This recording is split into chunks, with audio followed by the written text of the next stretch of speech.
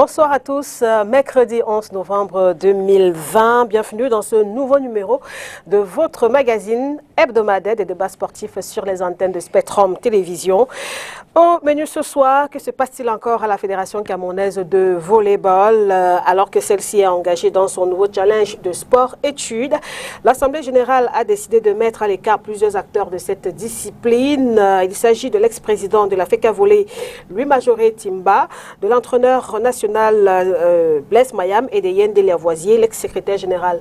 Tous sont radiés pour manquement grave au texte de la fédération ainsi qu'à l'atteinte de l'honorabilité et aux intérêts de la Fédération camerounaise de volleyball. L'affaire continue de faire grand bruit, surtout que les radiés dénoncent sous cap les irrégularités enregistrées lors de cette assemblée générale du 7 novembre dernier du côté de Yaoundé. On y revient dans un instant, ce sera notamment dans la pause actu. Et on parlera également ce soir de football avec la troisième journée des éliminatoires de la Coupe d'Afrique des Nations 2022. Demain après-midi, le Cameroun affronte ici même à Douala le Mozambique. À la veille de cette rencontre, quelques fans des Lions vont donner leur pronostic et vous allez aussi constater que par rapport au match qui va se jouer à huis clos, ils ne sont pas du tout contents. Et juste après, on va s'intéresser à la Ligue professionnelle de football du Cameroun avec cette crise qui s'enlise. La LFPC, la FECA Foot n'arrive toujours pas à trouver un terrain d'entente. Vous le savez, chaque partie avait programmé le lancement de la nouvelle saison sportive. Pour la LFPC, le match d'ouverture s'est joué à Yaoundé. Pour la FECA Foot, la première journée programmée hier, mardi 10 novembre, a été reportée à la semaine prochaine. Et face à cette situation, la Fédération internationale de football, l'association de la FIFA, se positionne en médiateur. Que faut-il justement attendre de cette médiation de la FIFA? La question est au menu de cette émission ce soir. 4 invités en plateau. Je vais commencer par Parfait Siki, le responsable des communications de la Fédération camerounaise de football qui est avec nous ce soir. Bonsoir Parfait. Bonsoir Makeda, merci de m'avoir invité. Juste à côté de vous, l'entraîneur de football Ernest Mabouka. Bonsoir coach. Bonsoir Lydie, bonsoir à tous les téléspectateurs de Spectrum TV. D'accord. En plateau aussi ce soir, Timothée Makongo, ancien footballeur. Bonsoir Maxime. Bonsoir Lydie, bonsoir aux téléspectateurs et aux co-panélistes. Et enfin Raphaël Abouem Aldé, qui est promoteur du journal Signature, ancien handballeur professionnel. Ça faisait un moment qu'on ne l'avait pas reçu. Bonsoir Raphaël. Bonsoir, bonsoir et bonsoir à tous les téléspectateurs et merci de m'avoir invité. Voilà pour le panel. On va donc démarrer tout de suite cette émission avec une note sur l'actualité de la Fédération camerounaise de cyclisme, marquée notamment par les préparatifs du Grand Prix cycliste international Chantabia édition 2020. La compétition se déroule du 18 au 22 novembre prochain, lundi. La première réunion préparatoire s'est déroulée du côté de Yaoundé au niveau du ministère des Sports. Comment le Cameroun envisage d'organiser cette compétition dans le contexte de crise sanitaire actuelle? Combien de pays sont attendus? Quel en est le circuit? On fait le point dans ce reportage d'Olivier Bouzike à Yaoundé.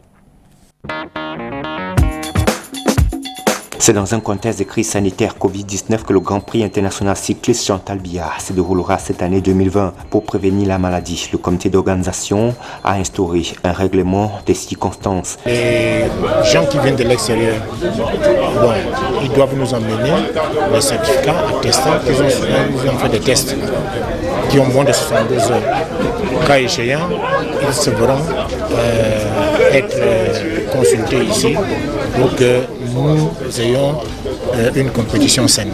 Les coureurs camerounais seront soumis aux mêmes tests avant la compétition. Du point de vue tactique, le tour se fera dans 4 des 10 régions du Cameroun, soit un total de 685,3 km à parcourir par les 60 coureurs attendus. Nous avons la première étape qui va se courir à Douala sur un critérium de 95 km 900. La compétition va se déporter sur le parcours à Konolinga, à Bomba, sur une distance de 139 km 500. Du retour à Yaoundé, la compétition partira de Yaoundé et Bolova en Colondom sur une distance de 167 km. L'étape partira de Zoïtélé, Mpan, Moyomosala, sur une distance de 116 km 400. Et les coureurs passeront la nuit à Saint-Mélima pour se préparer pour la dernière étape qui va se courir entre Saint-Mélima Yaoundé sur une distance de 166 km 400. Aussi, 10 équipes venues d'Afrique et d'Europe sont conviées à prendre part. Ces équipes seront présentées le mardi 17 novembre prochain, y compris celle du Cameroun qui se prépare en stage externe depuis le 8 août 2020. Pour le moment, les enfants se comportent bien. Nous osons espérer que le jour d'hier seront à la première marche du podium. Le ministre des Sports a prescrit à la Fédération camerounaise des cyclistes de s'assurer que tout est en train d'être mis en place pour une parfaite organisation administrative et technique de l'événement. On parle de volleyball à présent, comme je vous l'ai annoncé dans l'introduction de cette émission.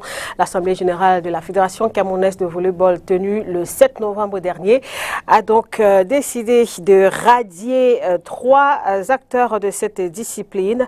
Ces membres ont perdu la qualité de membre à la FECA Volley avec tout ce que ça comporte comme effet de droit, a déclaré Julien Serge Abouem, le président de la Fédération camerounaise de volleyball. Et d'après le communiqué qui sanctionnait les travaux, 69 voix contre 0. Voilà pour ceux qui ont décidé de faire perdre la qualité de membre à ces 3 acteurs de volleyball. On le rappelle, il s'agit de Blaise Mayam, qui est entraîneur national de volleyball, l'ex-président Louis-Majoré Timba et Lavoisier Yende qui sont ainsi radiés par la dite fédération pour manquement grave aux intérêts de la Fédération camerounaise de volleyball. Et voire à l'atteinte de l'honorabilité et aux intérêts de la FECA Volley. Alors, je vais commencer par vous, Raphaël Abouem, qui est assez proche quand même de cette fédération. Quelle est la lecture que vous faites d'abord de cette décision quand même de la FECA Volley? Alors, je pense que je ne vais pas commenter la décision d'une assemblée générale. Je pense qu'elle est dans son bon droit. Et c'est en fait, en tant que partenaire, sponsor de la FECA Volley, avec la société Negri dont je suis directeur commercial Afrique depuis 4 ans, je demande à tous ceux qui sont les acteurs du volleyball de se poser les bonnes questions. Qu'est-ce qu'on demande à un président de fédération? On demande à un président de fédération d'avoir des performances, de penser au développement de sa structure, de penser au bien-être des athlètes, de penser au devenir, à l'avenir des athlètes. Et je pense que si aujourd'hui, depuis 5 ans, nous sommes partenaires de la FECA Volley, c'est parce que le cahier des charges qu'à l'époque nous a présenté le président Serge Abouem, ce cahier des charges est respecté et nous pouvons voir aujourd'hui le succès que le volley camerounais a sur le plan national et international. Vous savez, il est souvent très facile de critiquer quand on est à côté, mais il faut faire très attention parce que nous sommes aujourd'hui en train de traverser une situation inédite. La Covid-19 qui sévit en ce moment va avoir un impact très négatif dans le monde du sport, sur le plan financier. Et je suis en train de dire que les acquis que la Fédération camerounaise de volleyball a pu aujourd'hui obtenir à travers son président Serge Abouem, parce qu'il faut bien préciser que il y a, j'en suis persuadé d'ailleurs, il y a beaucoup de sociétés qui vont sponsoriser le volleyball parce qu'ils ont des affinités et des rapports personnels avec M. Serge Abouem. Vous savez, on ne va jamais sponsoriser une activité sportive par hasard. Même si derrière, on a l'image de son entreprise qu'on veut véhiculer et qu'on veut vendre, mais derrière, il y a toujours une affinité personnelle avec les dirigeants de cette fédération. Alors, le volleyball aujourd'hui suscite beaucoup de convoitises, que ce soit par les anciens dirigeants, que ce soit par les futurs dirigeants. Pourquoi? Parce qu'il y a un travail qui est fait, un travail scientifique qui est savamment monté, préparé, et qui produit les résultats. Mais il faut que les gens se posent les bonnes questions. Les bonnes questions, c'est laquelle? Est-ce qu'aujourd'hui, Serge Abouem qu'on combat avec tant d'énergie, s'il n'est plus à la Fédé, est-ce qu'on sera capable de produire le travail, avoir les performances et les résultats que la fédération camerounaise a aujourd'hui. Moi, je pourrais dire, de mon expérience, non, parce que... on n'en est pas encore là. Si, j'en viens parce qu'il faut que les gens soient préparés. Je vais dire aujourd'hui que le fait que je m'appelle Aboem, que Serge s'appelle Aboem, c'est vrai que on est du même département, je ne m'en cache pas, mais je dis objectivement que moi j'ai d'autres intérêts qui font que Negri est sponsor de l'Africa Volley. Et je pense que si demain Serge Aboem n'est plus présent à l'Africa Volley, Negri ne sera plus sponsor de l'Africa Volley. Il faut que les gens se mettent ça à l'esprit. Et je pense que beaucoup d'autres entreprises qui accompagnent le volleyball aujourd'hui sont dans la même position que moi. Parce que les gens peuvent dire tout ce qu'ils veulent. Monsieur Serge Aboem est un monsieur brillant. Je ne suis pas là pour faire sa publicité. C'est un haut commis d'État qui aspire à vendre le Cameroun à l'international. Aujourd'hui, les performances que le volleyball camerounais a eues, nous avons aligné nos deux équipes, messieurs et dames, au championnat du monde. Nous sommes 2 fois champions d'Afrique chez les dames. Serge Aboem méritait largement de postuler pour prendre la Confédération africaine de volleyball. Et quand on se rend compte que c'est les Camerounais qui vont ternir son image à l'international, on se demande, mais qu'est-ce qui ne marche pas dans notre pays? Mais il faut que les gens reviennent sur terre. Serge Aboem, c'est Serge Aboem. Serge Aboem a ses relations. Ses relations sont à l'Africa Volley parce qu'il est là. Et je pense que le jour où Serge Aboem n'est plus là, le gâteau que tout le monde convoite, il sera mince. Peut-être avant l'intervention de Timothée Makongo, je voudrais bien avoir la lecture de Parfait Siki par rapport à cette actualité au niveau de la FECA Volley. Je le disais avant que cette émission ne commence, que quand je vois se mouvoir la FECA Volley, je pense à la FECA Foot.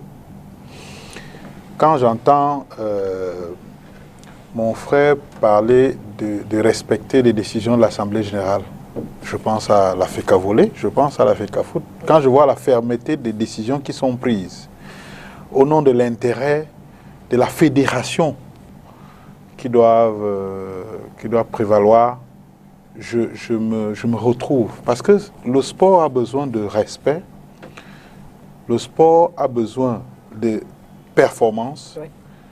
Le sport a besoin de règles, et il faut qu'on convienne que sans cela, l'indiscipline s'installe, le désordre s'installe, l'anarchie s'installe, et tout cela joue contre les performances. On le voit dans de nombreuses fédérations, et par principe, avant qu'on en dans le fond des dossiers de qui a fait quoi, par principe, je me dis, il faut prendre, quand un mal est identifié, il faut prendre les mesures les plus idoines et le plus rapidement possible pour circonscrire ce mal-là.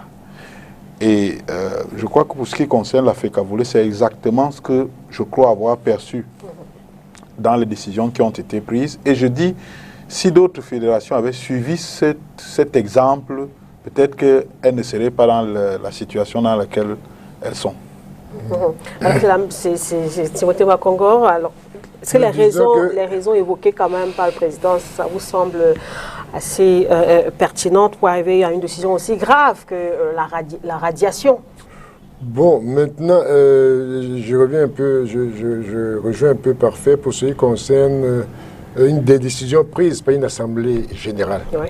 Maintenant, qu'est-ce qui a conduit, qui a amené cette assemblée? Quelles sont les raisons qui étaient derrière cette assemblée nationale générale pour prendre des décisions aussi graves? Parce qu'il y a quand même des gens qui ont marché avec le président Serge Aboem, tel que le secrétaire général. Il a participé à l'essor du volleyball camerounais. Beaucoup de ceux qui sont radiés aujourd'hui ont participé pendant de nombreuses années à l'essor de ce volleyball.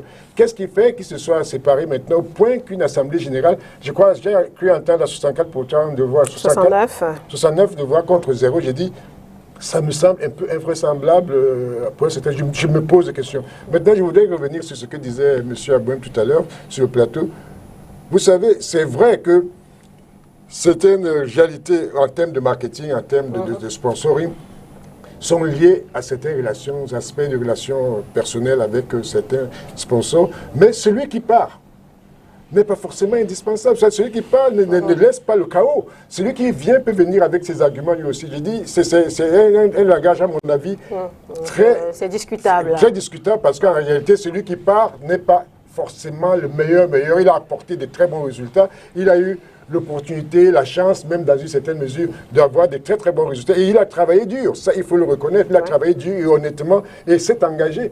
Mais ça ne veut pas dire que ceux qui vont venir par la suite, bon, maintenant, pour ce qui concerne, s'il y a derrière tout cela des raisons liées aux jalousies, à certains manquements, bagarres internes, comme il y en a toujours eu au Cameroun dans tous les domaines. Tout à l'heure, M. Parfait parlait des lois, des législations qui sont indispensables, qui sont nécessaires. Je suis d'accord avec le juridisme. Le juridisme, ça relève un peu toutes les formes juridiques, qu'il faut respecter. Qu'il faut respecter. Mais je dis qu'au-delà du juridisme, on ne peut pas mettre en péril non plus une nation qui est déjà dans des difficultés sociales, hein, parce qu'on veut faire triompher le juridisme. Est-ce que le juridisme fait... Il y a des réalités qui peuvent s'imposer. Et puis, moi, au fond, dans ma position actuelle, je suis contre toute forme de radiation. S'il y a toute possibilité... C'est extrême. C'est extrême. Pour moi, ça fait très extrême. Maintenant, si les tests prévoient qu'il y a radiation, ok, parce que à ce moment-là, on fait une application. Mais c'est assez extrême. Oui, je dis que si un monsieur a travaillé quand même pendant 10 ans, 3 personnes, 15, 4 personnes, 5 personnes travaillent pendant 10 ans dans le même but, dans la même volonté de produire un volleyball de qualité. Nous avons vu tous les résultats qu'on a eus. Sur ça, tout le monde a salué Serge Abouem. Maintenant que ses collaborateurs les plus proches, comme un secrétaire général, un vice-président et autres, qui sont radiés, j'ai dit, il y a quelque chose qui cloche quelque part, qui n'est pas très clair à mon avis. Oui, je crois que ça devient proprement camerounais. Cette façon de tolérer, cette façon de trouver arrondir les angles là où des décisions doivent être prises. Et c'est ça qui nous amène à ce pourrissement qu'on est en train de vivre dans tous les aspects de la vie. On fixe une date, par exemple, pour un concours, et puis on vous dit non, il a beaucoup plu, et puis les enfants, et puis on proroge. Et on doit sanctionner quelqu'un, non, tenez compte, vous savez, la politique dans ce pays, et puis on laisse tomber. Non! Le sport est probablement l'activité humaine qui est la plus réglementée. Mais à quoi servent ces règles si on ne doit pas les appliquer? Je pense que si des erreurs ont été commises, il faut sanctionner. Je pense que quand vous êtes dans un stade, quand il y a un tacle sur un attaquant, vous êtes les premiers à crier quand l'arbitre laisse le jeu se poursuivre. Ce qui vaut sur un stade vaut également dans les fédérations. Quand vous faites de l'anti-jeu, vous devez être sanctionné. Et il n'est pas acceptable que on fasse l'éloge de la tolérance, j'allais même dire de la pusillanimité, notamment dans le sport. Attention, l'éloge de la tolérance, il y a un problème là. Je pense parce que quand il parle de l'éloge de la tolérance, qui contrôle qui? Qui décide de quoi? Qui décide comment? Sur quelle base? Parce que quand vous parlez de l'éloge de la tolérance, il y a tellement de choses à la base, des relations de cause et effet sont toujours pas connues. Je parle des relations de cause et effet. Une assemblée générale, très orienté, une assemblée générale dans une association est comme un peuple dans un pays.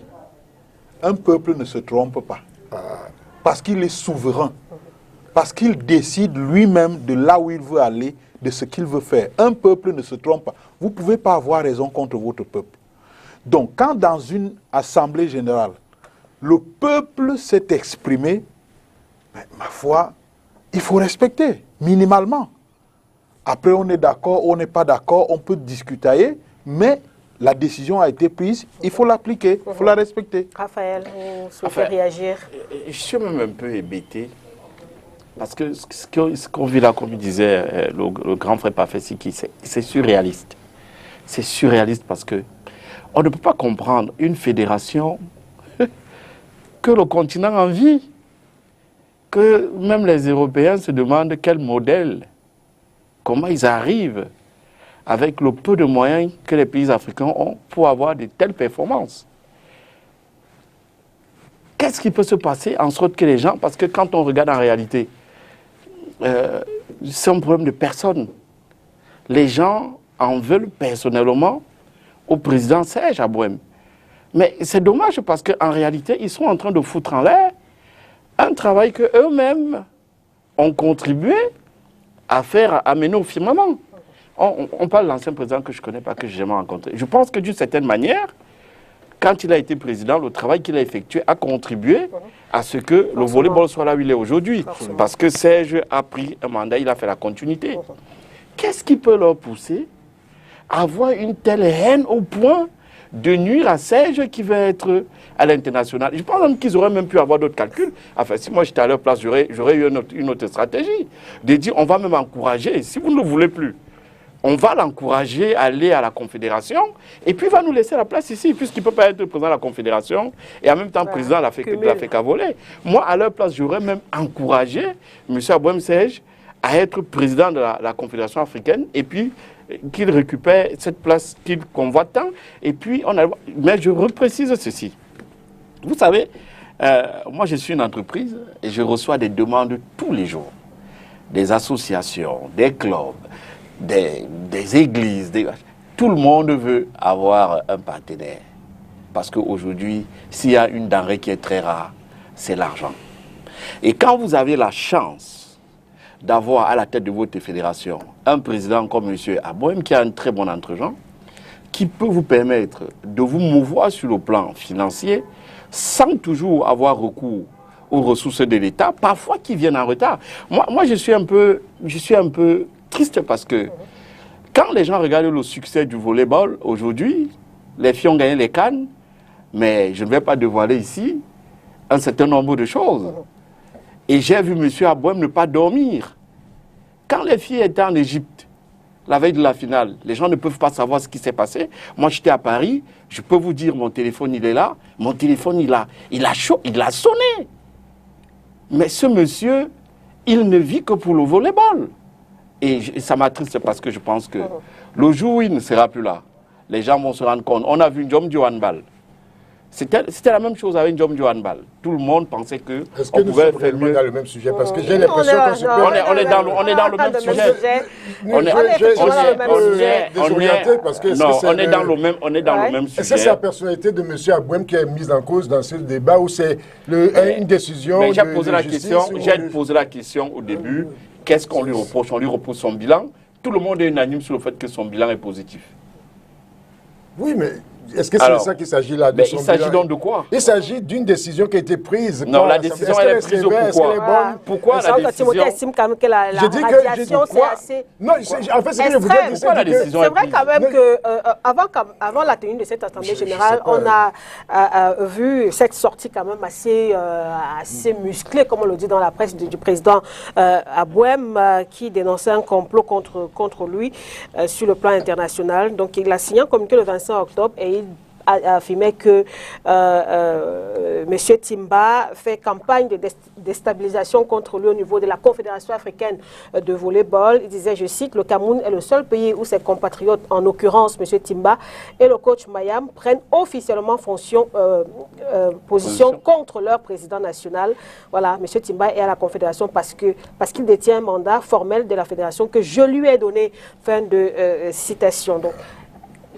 Donc finalement, la radiation peut-être n'est pas... Non, c'est pas que ça m'embouche un coin. C'est pas que ça m'embouche un coin en réalité. Oui, mon problème, il est ailleurs.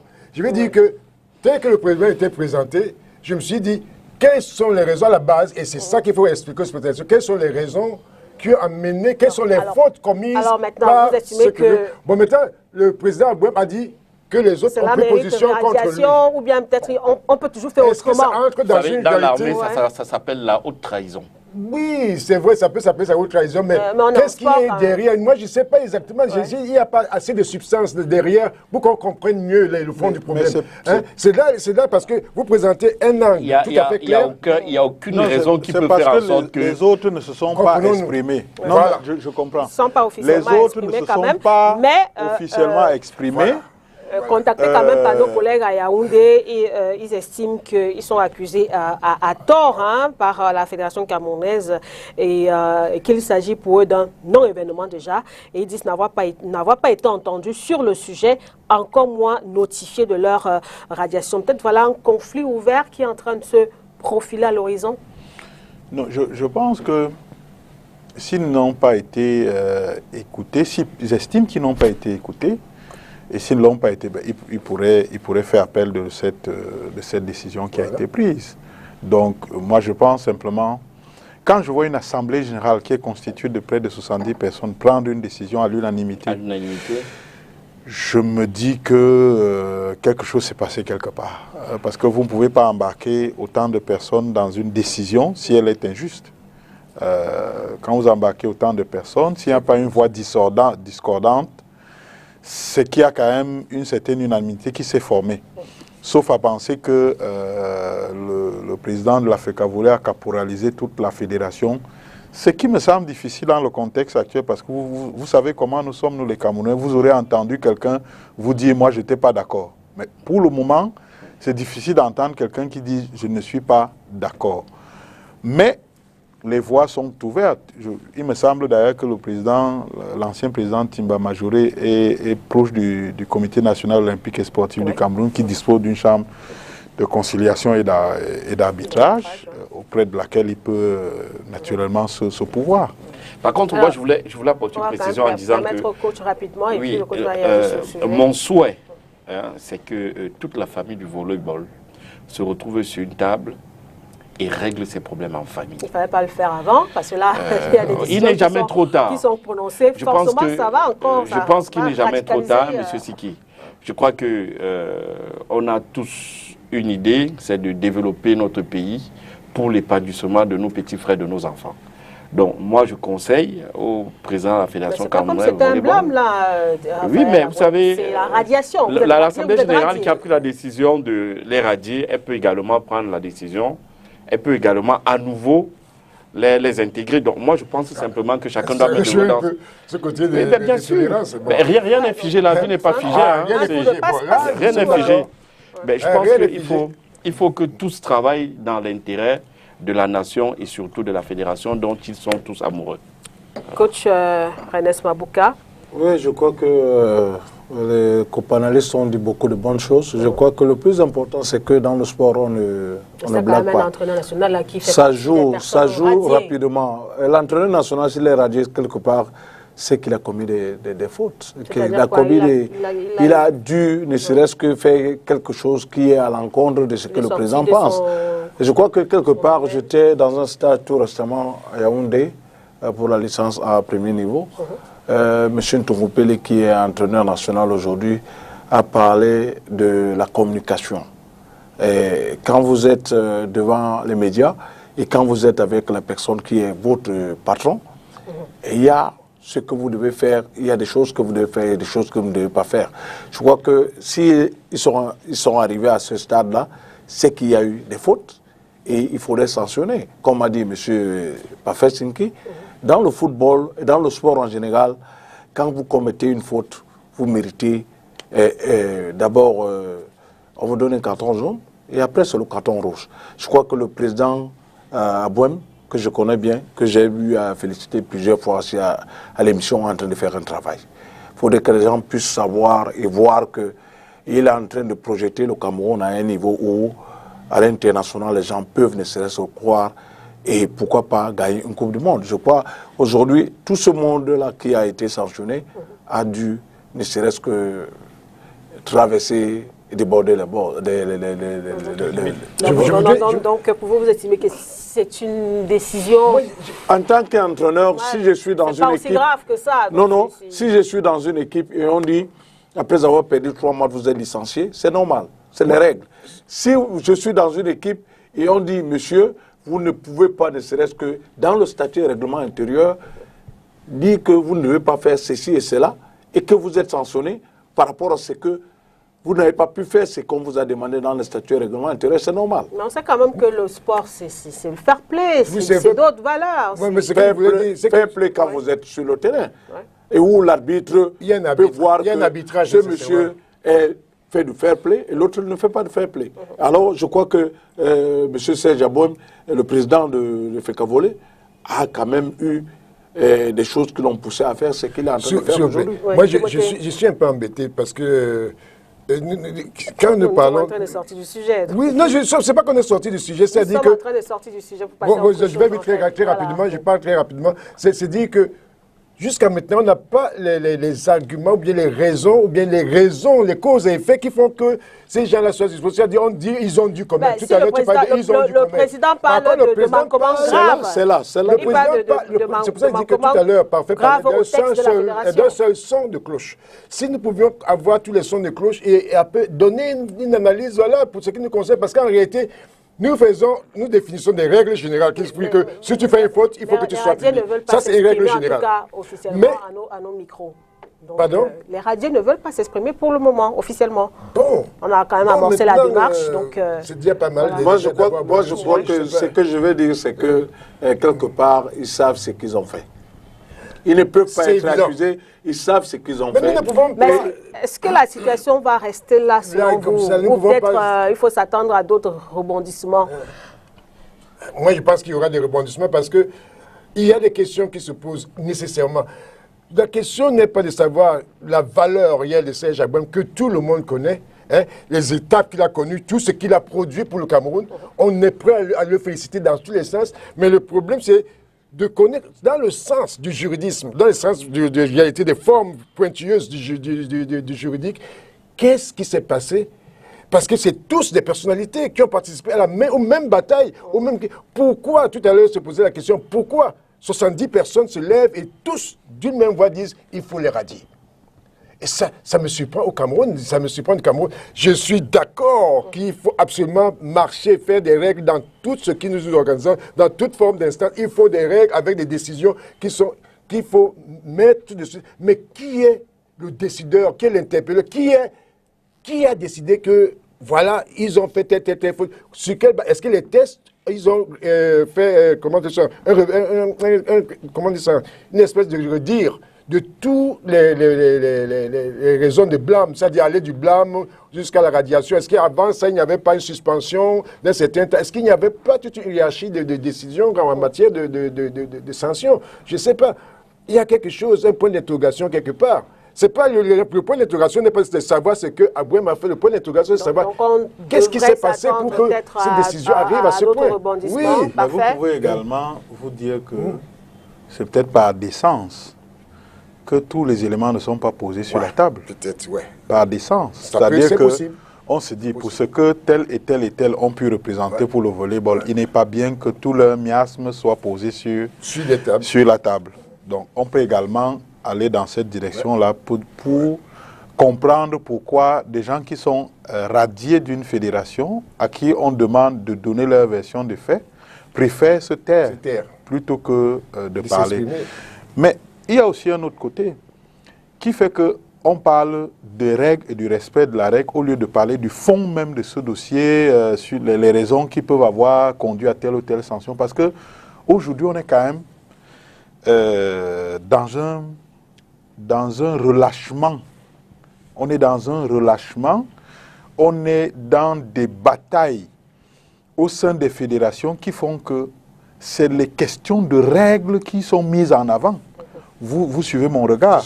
C'est de ça qu'il est question. C'est-à-dire qu'on se dit, mais quelles règles on se donne et comment est-ce qu'on les applique? Jusqu'où on est amené à les appliquer et quelle est la rigueur qu'il faut appliquer? D'ailleurs, il faut même se poser la question de l'opportunité de sanctionner le plus tôt possible pour que les gangrènes n'irradient pas tout le corps, soit de la fédération, même le corps social de façon générale. C'est le débat qui nous rassemble ici, moins que, bon, ils ont été candidats contre l'avis de leur fédération, après ont torpillé la candidature du président qui légitimement aurait pu aspirer, au regard de ses performances, à accéder à cette fonction. Ou alors c'est la présidence de la République qui a informé le président Abouem de ce que son représentant à la Confédération africaine de volleyball est candidat, alors que c'est lui qui doit l'investir. Donc, moi j'ai entendu un peu les ressorts de cette affaire. C'est glauque. C'est glauque, c'est regrettable, mais c'est la vérité. Il faut qu'on assainisse le milieu du sport. Le milieu du sport chez nous a beaucoup trop de bébés galeuses. Il faut tamiser, il faut assainir. Et je pense qu'on a là un exemple des mesures qu'il faut prendre de façon ferme pour que la gangrène ne grandisse pas. Ouais, peut-être un dernier. C'est vrai que Raphaël disait qu'il faut que tous les acteurs puissent s'asseoir et essayer de régler ça. C'est peut-être une piste à envisager, Timothée? C'est nécessairement une piste à envisager. Il faut envisager toutes les pistes. Mais ce qui est sûr, compte tenu, et parce que ça aussi, il faut quand même le reconnaître, compte tenu de la personnalité du président Abouem, qui en réalité a milité. Il a réellement milité dans un sens de nationalisme, de patriotisme, pour l'épanouissement du volleyball. Mais il peut aussi arriver que ces hommes, à lui, c'est ceux qui sont un peu dans une réalité de vassalisme, se rebellent contre lui et qui se fâchent contre ces rébellions. On a vu tous les grands hommes qui ont voulu les grands. De Gaulle a eu la même chose. Kennedy a eu la même chose. Beaucoup de grands hommes. C'est pas inédit, quoi. Oui, ils ont fait de grandes choses. Ils étaient dans une réalité de belles réalisations, mais n'ont pas supporté quelquefois qu'un de leurs enjeux, un de leurs, passe ou glisse à côté. Et c'est peut-être ce qui se passe avec le président Abouem, et c'est pour ça que, quand même, moi je vois ce secrétaire général, il a mis longtemps à la fédération de volleyball. Il était dans cette dynamique de réussite, d'épanouissement, et je l'ai vu dans toutes les joies qu'il a éprouvées quand les filles ont gagné la Coupe d'Afrique. C'était une joie extraordinaire que ces gens-là ont exprimé, et tout le Cameroun avec eux. Mais là, que des gens comme ça arrivent à se séparer, il y a quelque chose, quelque part. Moi, il faut peut-être bien exprimer de manière juste, plus juste. Je voudrais... Enfin, je suis vraiment attristé de venir ici et de parler de ce genre de sujet parce que on est tellement fiers de ce que le volley a réalisé. Et pas seulement les Camerounais. C'est-à-dire que moi, j'ai été à Abidjan, j'ai vu comment les gens parlaient de l'exploit du volleyball camerounais. Et comment les gens, même au niveau des plateaux télé, les gens prenaient pour exemple la Fédération camerounaise de volleyball. Et venir ici et voir ça, je suis peiné. Juste pour dire une chose, il ne faut pas qu'on se trompe. On n'est pas en train de parler du football. On n'est pas en train de parler du football où la FIFA verse des milliards en termes de subventions, où les gens peuvent faire tout et n'importe quoi, ils savent de toutes les manières. L'argent va toujours arriver. Moi, je suis acteur. Quand j'ai dit moi, je veux parler de la société dont je suis directeur, à contribuer à la réussite des 2 Coupes d'Afrique. Je ne vais pas dire ici tout ce qu'on a fait, mais je dis au secrétaire général de la FECAVOLEY, je ne le connais pas. Je ne l'ai jamais vu. Moi, j'ai toujours eu M. Abouem au téléphone. Je vais dire que voilà un président qui prend son téléphone même à 1h du matin, qui vous appelle pour vous parler des problèmes de ses joueurs. Voilà un monsieur qui est en haut cadre de la fonction publique camerounaise, qui prend tout son temps libre. Il n'amène pas ses enfants en vacances, il n'amène pas son épouse en vacances, il s'occupe que du volleyball. Je crois que la meilleure chose qu'on aurait pu faire, c'était d'encourager ce monsieur à arriver à la tête de la Confédération africaine de volleyball. Ça aurait été une récompense pour lui, pour le travail qu'il a fait, et même pour récompenser l'État du Cameroun pour tout l'argent qu'il a mis pour accompagner cette fédération dans toutes les compétitions nationales et internationales auxquelles ils ont participé avec beaucoup de bravoure. Et c'est triste de voir que c'est des Camerounais qui ont torpillé ce projet. C'est de ça qu'il s'agit. C'est les Camerounais qui ont torpillé ce projet. Et ça, c'est quand même regrettable qu'aujourd'hui, à cause des Camerounais, un Camerounais est empêché d'être président de la Confédération africaine de volleyball. Est-ce que cette raison est fondée?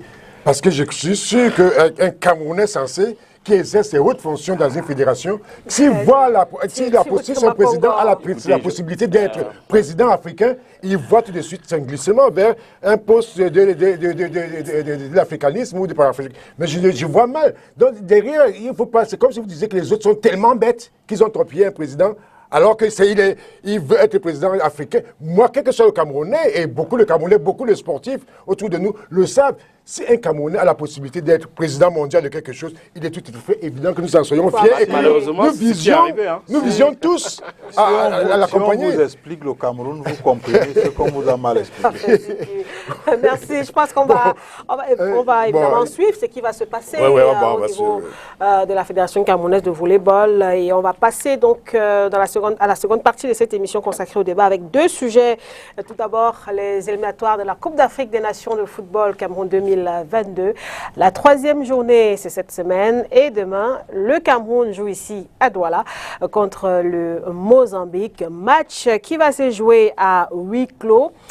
Et on va constater dans le Vox pronostic qu'on a réalisé par rapport à cette rencontre, certes les Camerounais sont derrière leur équipe nationale, pronostic de victoire, mais aussi ne sont pas très contents par rapport à cette décision gouvernementale. On écoute quelques réactions.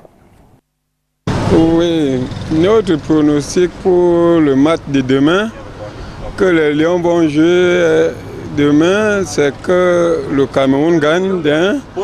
Et vraiment, nous avons un regret que les stades, beaucoup des infrastructures ne sont pas terminées. Les Lions vont gagner 2-1 en faveur du Cameroun.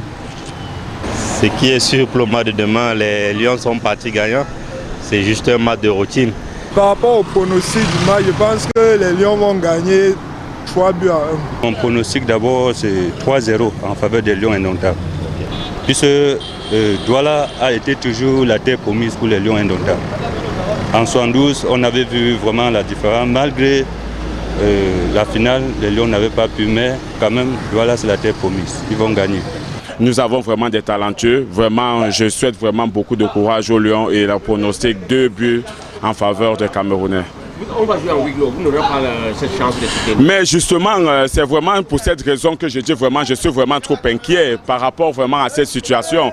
Parce qu'on sait quand même que nous vivons une situation un peu critique, par exemple comme le Covid-19, qui nous permet vraiment, pas c'est pour cette occasion que les gens disent qu'ils doivent jouer à huis clos. Mais je pense quand même que le gouvernement peut prendre des dispositions pour qu'on essaie quand même d'entrer au stade pour soutenir nos Lions. Parce qu'il est inadmissible que les Lions jouent au pays et on ne parvient pas à accéder au stade pour les soutenir. Quand vous parlez que les Lions vont jouer à huis clos, nous on comprend, c'est un peu très inquiet, ça fait mal au cœur. Que nous les Camerounais, nous on attend depuis 22 ans, on ne parvient pas à entrer au stade pour soutenir nos Lions. Non, on ne croit pas ça. Je ne crois pas, Parfait Siki. Finalement, cette décision gouvernementale semble faire un peu mal aux supporters. Je comprends les supporters. Douala a tellement attendu 22 ans que le premier match qu'on leur propose est à huis clos. Je comprends la frustration. Mais nous comprenons tous le contexte dans lequel ce match se joue. C'est un contexte qui est marqué par la maladie coronavirus. Et est-ce qu'on peut vraiment dire que c'est une décision gouvernementale? On peut dire que c'est une décision qui s'impose aux acteurs, qui s'impose même au gouvernement, qui s'impose à la Confédération africaine de football. Et nous sommes obligés de constater que pour limiter donc la propagation de ce virus, il faut jouer ce match en respectant les mesures barrières. C'est l'unique raison. Vous imaginez bien qu'on ne pourrait pas se priver de ce fabuleux, fantastique public de Douala qui attend, mais qui a construit toutes les infrastructures avec ces stades rénovés, mais qui serait tellement heureux de jouer avec les Lions. Donc, moi, je pense qu'on doit comprendre la décision qui a été prise, on doit la soutenir, et pour ceux qui auront la chance d'être au stade, il faut vraiment respecter les mesures barrières pour que ce virus soit définitivement botté hors de notre pays. Alors, c'est une décision que vous comprenez aussi, Raphaël, ce huis clos demain? Oui, mais je pense que les gens n'ont pas... C'est une décision de bon sens. Et comme il a dit M. Parfait Siki, c'est une décision qui s'impose d'ailleurs à nous-mêmes, parce que de toutes les manières, si même le gouvernement avait décidé d'ouvrir ce match au public, je pense que ça aurait été fait preuve d'irresponsabilité. Et vous savez qu'en Italie, qui a été une grande source de propagation, c'est parti du fait que pendant qu'on annonçait la circulation du virus, un match de la Juventus a été quand même programmé et aujourd'hui il se dit que c'est là qu'est partie la propension à grande échelle de la maladie en Italie. Donc moi je trouve que le gouvernement fait preuve de responsabilité. Les Camerounais doivent comprendre qu'aujourd'hui nous traversons une période particulière et que les mesures qui sont prises par le gouvernement vont dans le sens de la sauvegarde de leur santé. Parce que de toutes les manières, ce n'est qu'un match et le meilleur est à venir. C'est une période que nous devons tous gérer avec beaucoup de maturité et de pragmatisme.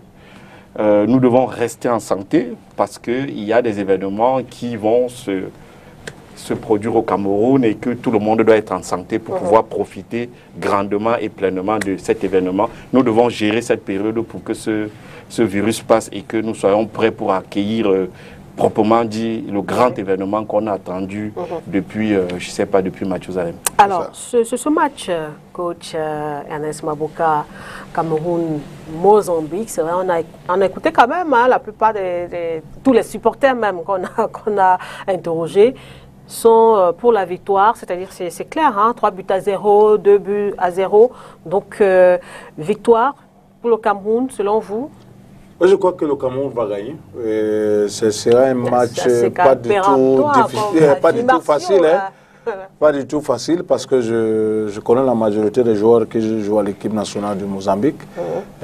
Beaucoup ont passé à jouer en Afrique du Sud. Je crois que ça sera un match qui sera plus tactico-technique. Ça veut dire que le style mozambicain est le style Barcelone, ça veut dire que le jeu du tiki-taka, donc jouer au ballon, ça ne sera pas un match qui sera un peu rude, au cas où vous allez voir des tacles comme ailleurs. Non, ça sera un match qui sera plus tactique. Donc moi je crois que le Cameroun va gagner, parce que nous avons quand même des joueurs qui sont expérimentés par rapport... Il y en a quand même qui ne sont pas là. Je crois qu'aujourd'hui, quand je regarde le match passé contre le Japon et je regarde que l'attaquant fétiche de l'équipe nationale est là, je crois que s'il commence le match, ça sera Aboubakar, ça sera quelque chose de bien. Et pour moi, on a une très bonne densité au niveau de la défense.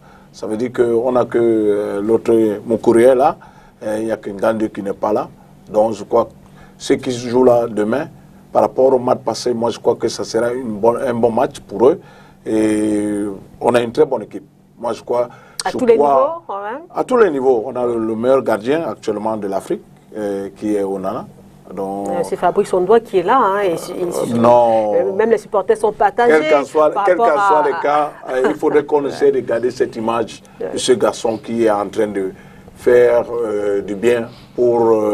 ce poste de gardien de but qu'on connaît. On a eu des Thomas Kono, des Joseph-Antoine Bell, qui ont été titulaires en Europe, de Jacques Songo, tous ces gars-là. Aujourd'hui, il est entraîné par Jacques Songo qui est là. Je crois que c'est une très bonne chose d'avoir un ancien gardien de but. Et je crois, j'ai vu l'interview de Tommy parlant de ce que nous allons recevoir comme le CHAN. Et je crois que le match de demain nous donnera un peu... Par rapport quand même à ces deux gardiens, coach, vous, votre spécialité, c'est les gardiens de but. Qu'est-ce qui fait la particularité, par exemple, d'Onana par rapport à Fabrice Ondoa? Je crois qu'au niveau des critères en Afrique, peut-être beaucoup de personnes ne connaissent pas. En Europe, il y a 6 grands critères importants pour les meilleurs gardiens de but. Et c'est pour ça que quand vous avez les 6 critères, vous êtes automatiquement le titulaire.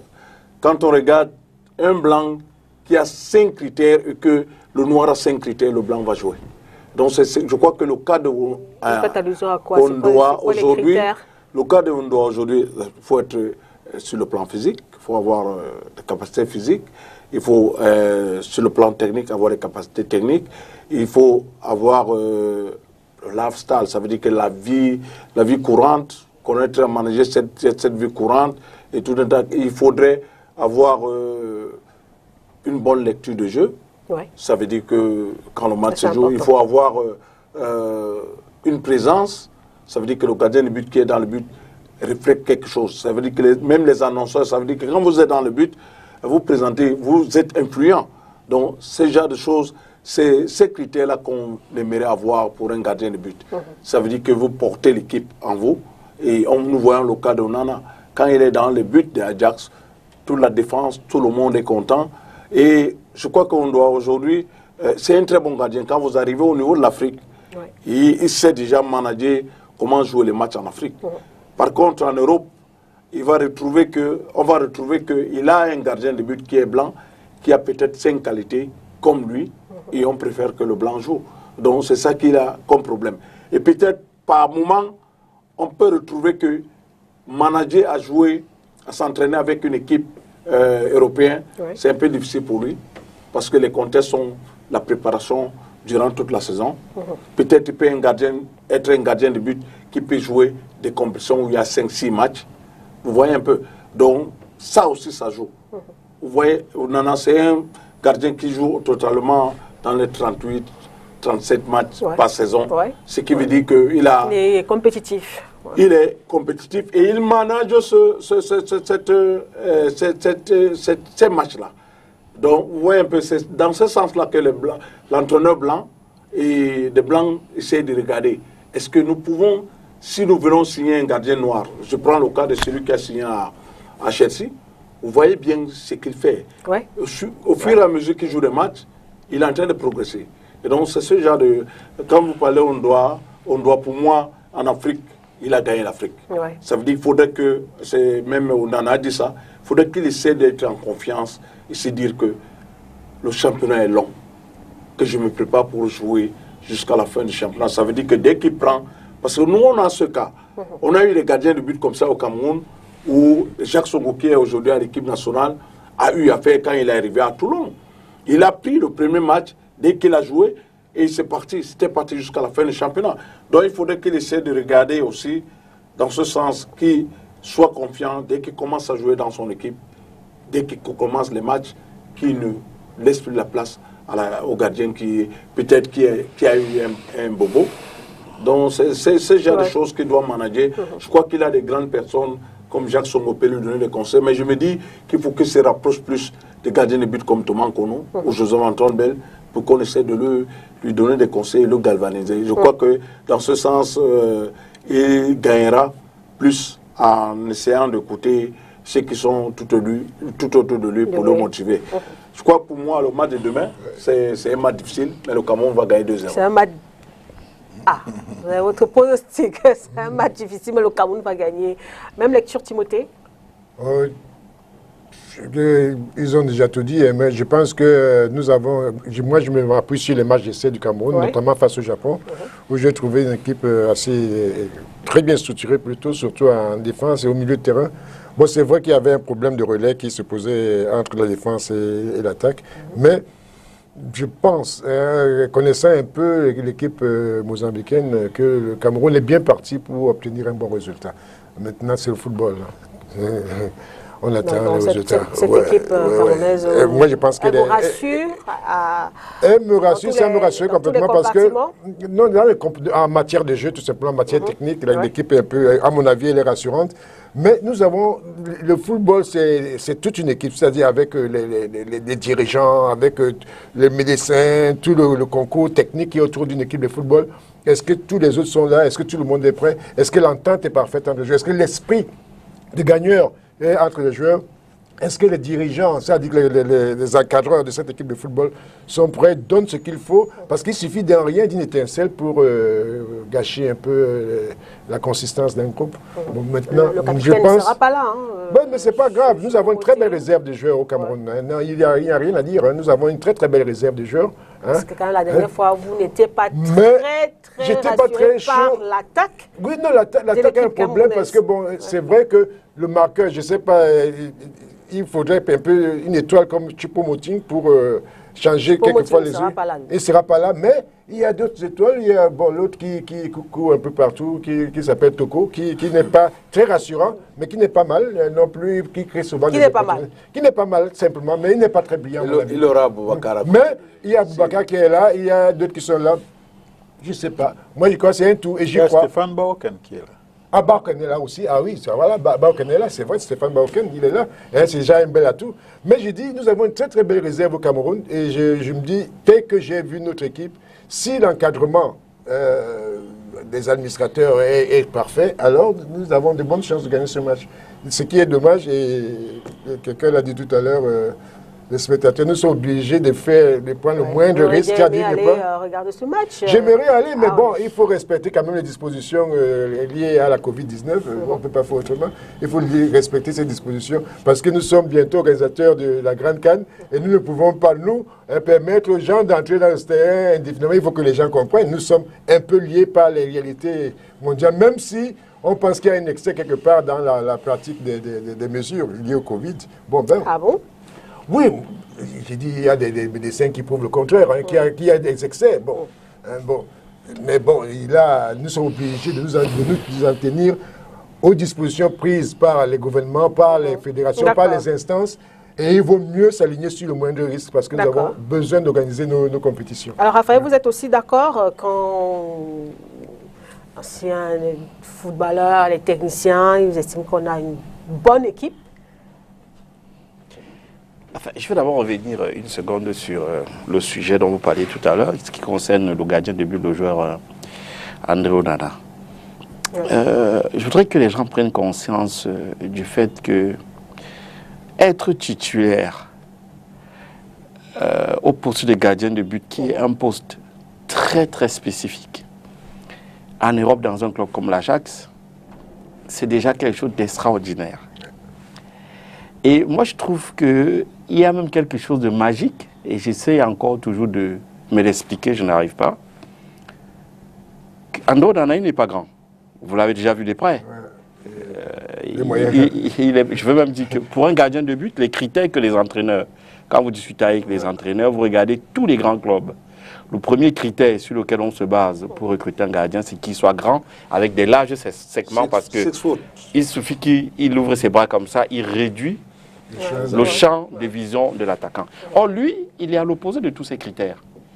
Mais il est titulaire à l'Ajax et il rassure ses coéquipiers.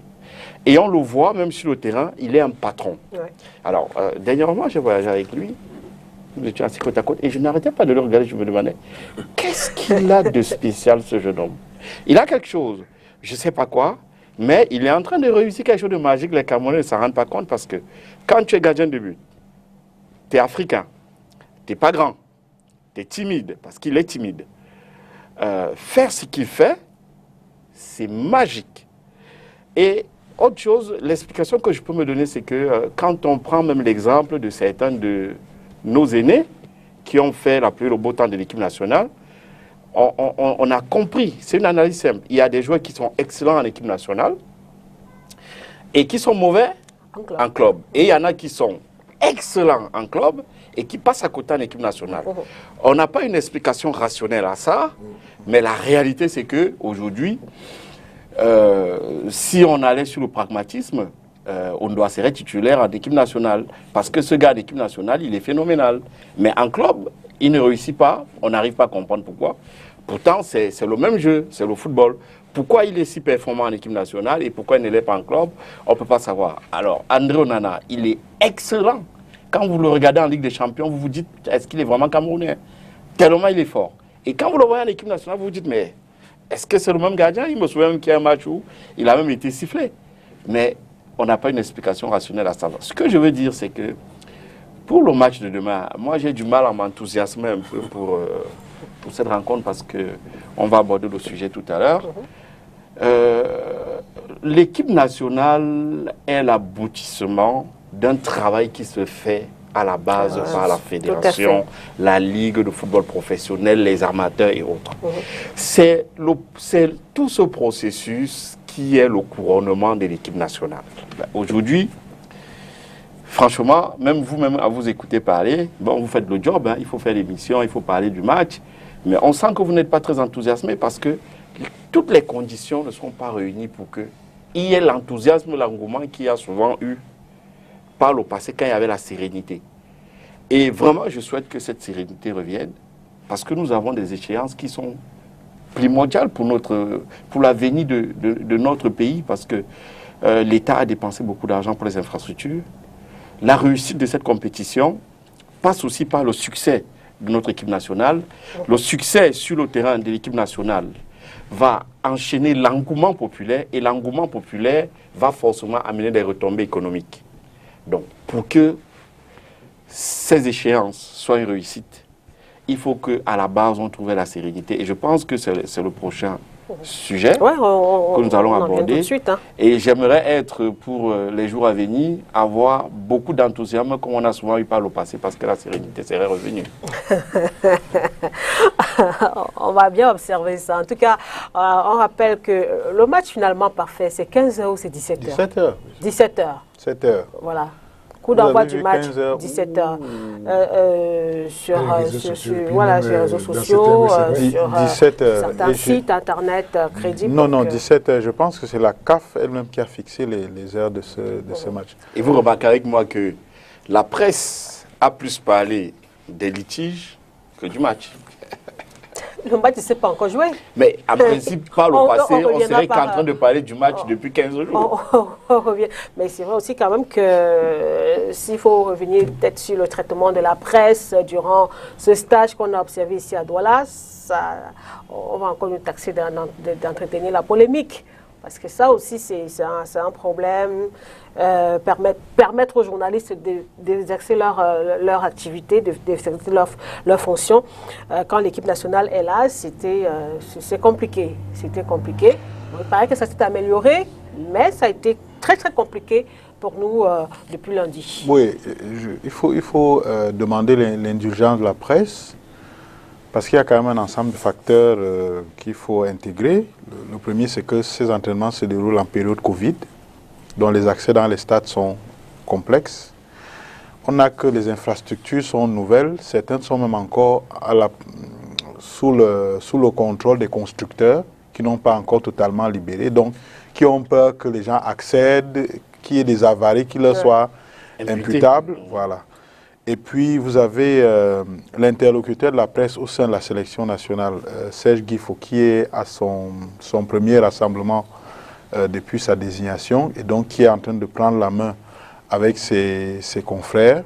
Quand vous avez ces trois facteurs, il peut avoir subsisté quelques incompréhensions, mais je crois que depuis que le dialogue a été établi, le travail entre la presse et la sélection nationale se déroule normalement.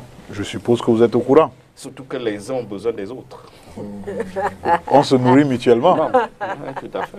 Voilà, donc on va aborder le dernier sujet de ce soir, en rapport toujours avec le football, et aussi avec cette crise, on continue d'en parler entre la Ligue de football professionnel du Cameroun et la Fédération camerounaise de football. Je le disais tantôt, la FIFA s'est positionnée en médiateur. Il y a une visioconférence qui était annoncée en début de semaine, mais celle-ci a été reportée à vendredi. Il est donc question de voir ce soir qu'est-ce qu'on peut attendre d'une telle médiation. Est-ce que cela va permettre de résoudre pour une fois cette crise qui perdure? Peut-être Timothée Bakongo, une réaction quand même sur ce qui se passe ces derniers temps. On a vu le match d'ouverture lancé par la Ligue de football professionnel du Cameroun à Yaoundé entre Panthère d'Undé et Coton Sport de Garoua. Les autres matchs programmés ne se sont pas joués. Il y a la fédération qui est sortie pour reprendre, disons, les choses en main et programmer les premiers matchs de cette nouvelle saison. C'était pour hier mardi. Ça a été reporté à la semaine prochaine. Quelle est la lecture que vous faites par rapport à cette situation? Je suis très embêté. Tout à l'heure, on parlait des dispositions, du respect des décisions des instances juridiques. C'est vrai que la Ligue professionnelle est sous la tutelle de la Fédération camerounaise de football, mais n'en demeure pas moins un membre de la CAF ou de la FIFA. C'est tout à fait normal qu'ils aient posé un problème au niveau du TAS et qu'ils aient eu gain de cause. Maintenant, il est dit au travers des médias qu'il y a eu des ententes entre la maison, et il y a entente entre la Ligue professionnelle et la Fédération camerounaise de football. Franchement, je vais vous dire, en toute honnêteté, le TAS qui a pris une décision pour lutter contre, pour asseoir l'autorité de la Ligue professionnelle, pour moi, c'est des gens qui ont allumé une étincelle au Cameroun. Parce que nous sommes dans une réalité déjà délicate au Cameroun, avec les guerres internes qu'il y a à l'intérieur du Cameroun, avec la situation de la Covid-19. Hein, une réalité. Nous sommes désignés pour organiser le CHAN, nous sommes désignés pour organiser la CAN, et le TAS, pendant que la Fédération camerounaise a déjà pris sur elle de lancer le football professionnel, hein, le TAS lance tout de suite une décision déboutant la Fédération camerounaise de football. Et ça, donnant raison à la Ligue professionnelle. Je ne veux pas savoir qui a raison, qui a tort, mais je dis que le TAS a mis le feu dans une réalité sociale. C'est pas comme si le TAS s'est approprié du ça, parce que en fait, c'est très délicat. C'est très délicat, parce que... A saisi au tribunal arbitral du sport. Oui, mais c'est très délicat que le tribunal arbitral du sport pouvait se dire ce pays a des responsabilités à ce moment, ce pays est dans une réalité indélicate.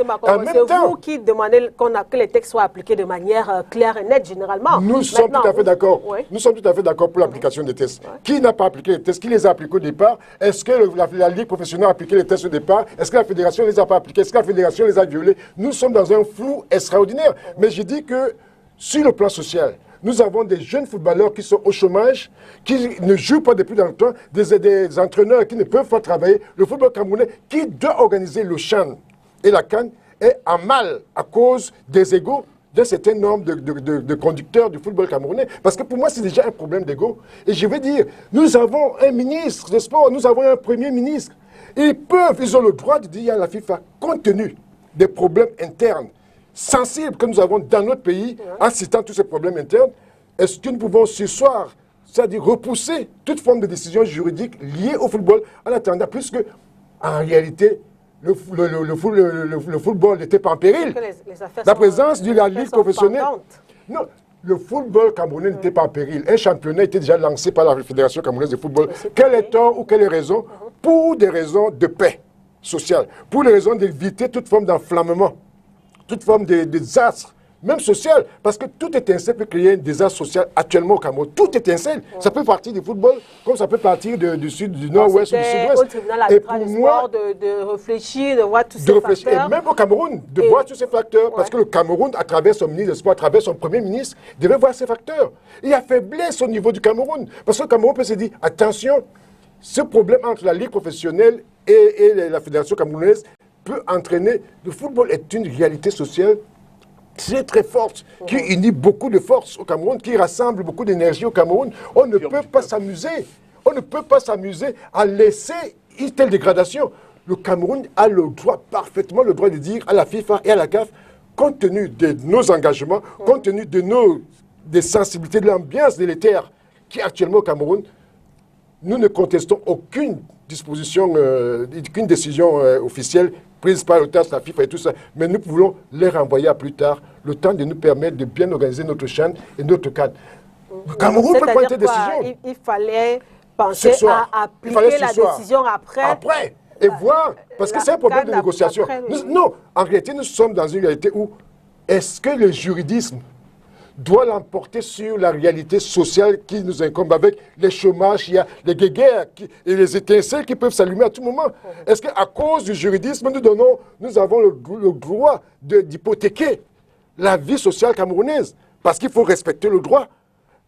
Parce que c'est un problème de négociation. À qui la faute? La faute à tout l'État camerounais, à tout le système camerounais, à tout le logiciel camerounais que j'appelle système. Parce qu'en réalité, si le ministre avait pensé avant, si le Premier ministre avait pensé avant, il dirait à la Ligue professionnelle, ils ont commencé, laissez-nous terminer ce truc-là, allons jusqu'au bout de la canne. Maintenant, c'est un problème de négociation. C'est un problème de se mettre sur la même table et de trouver, je ne veux pas dire des compromissions, mais des compromis. Hein, de trouver des compromis pour aller de l'avant. C'est un choix entre la réalité, la valeur sociale de ce que nous voulons être et le choix du juridisme.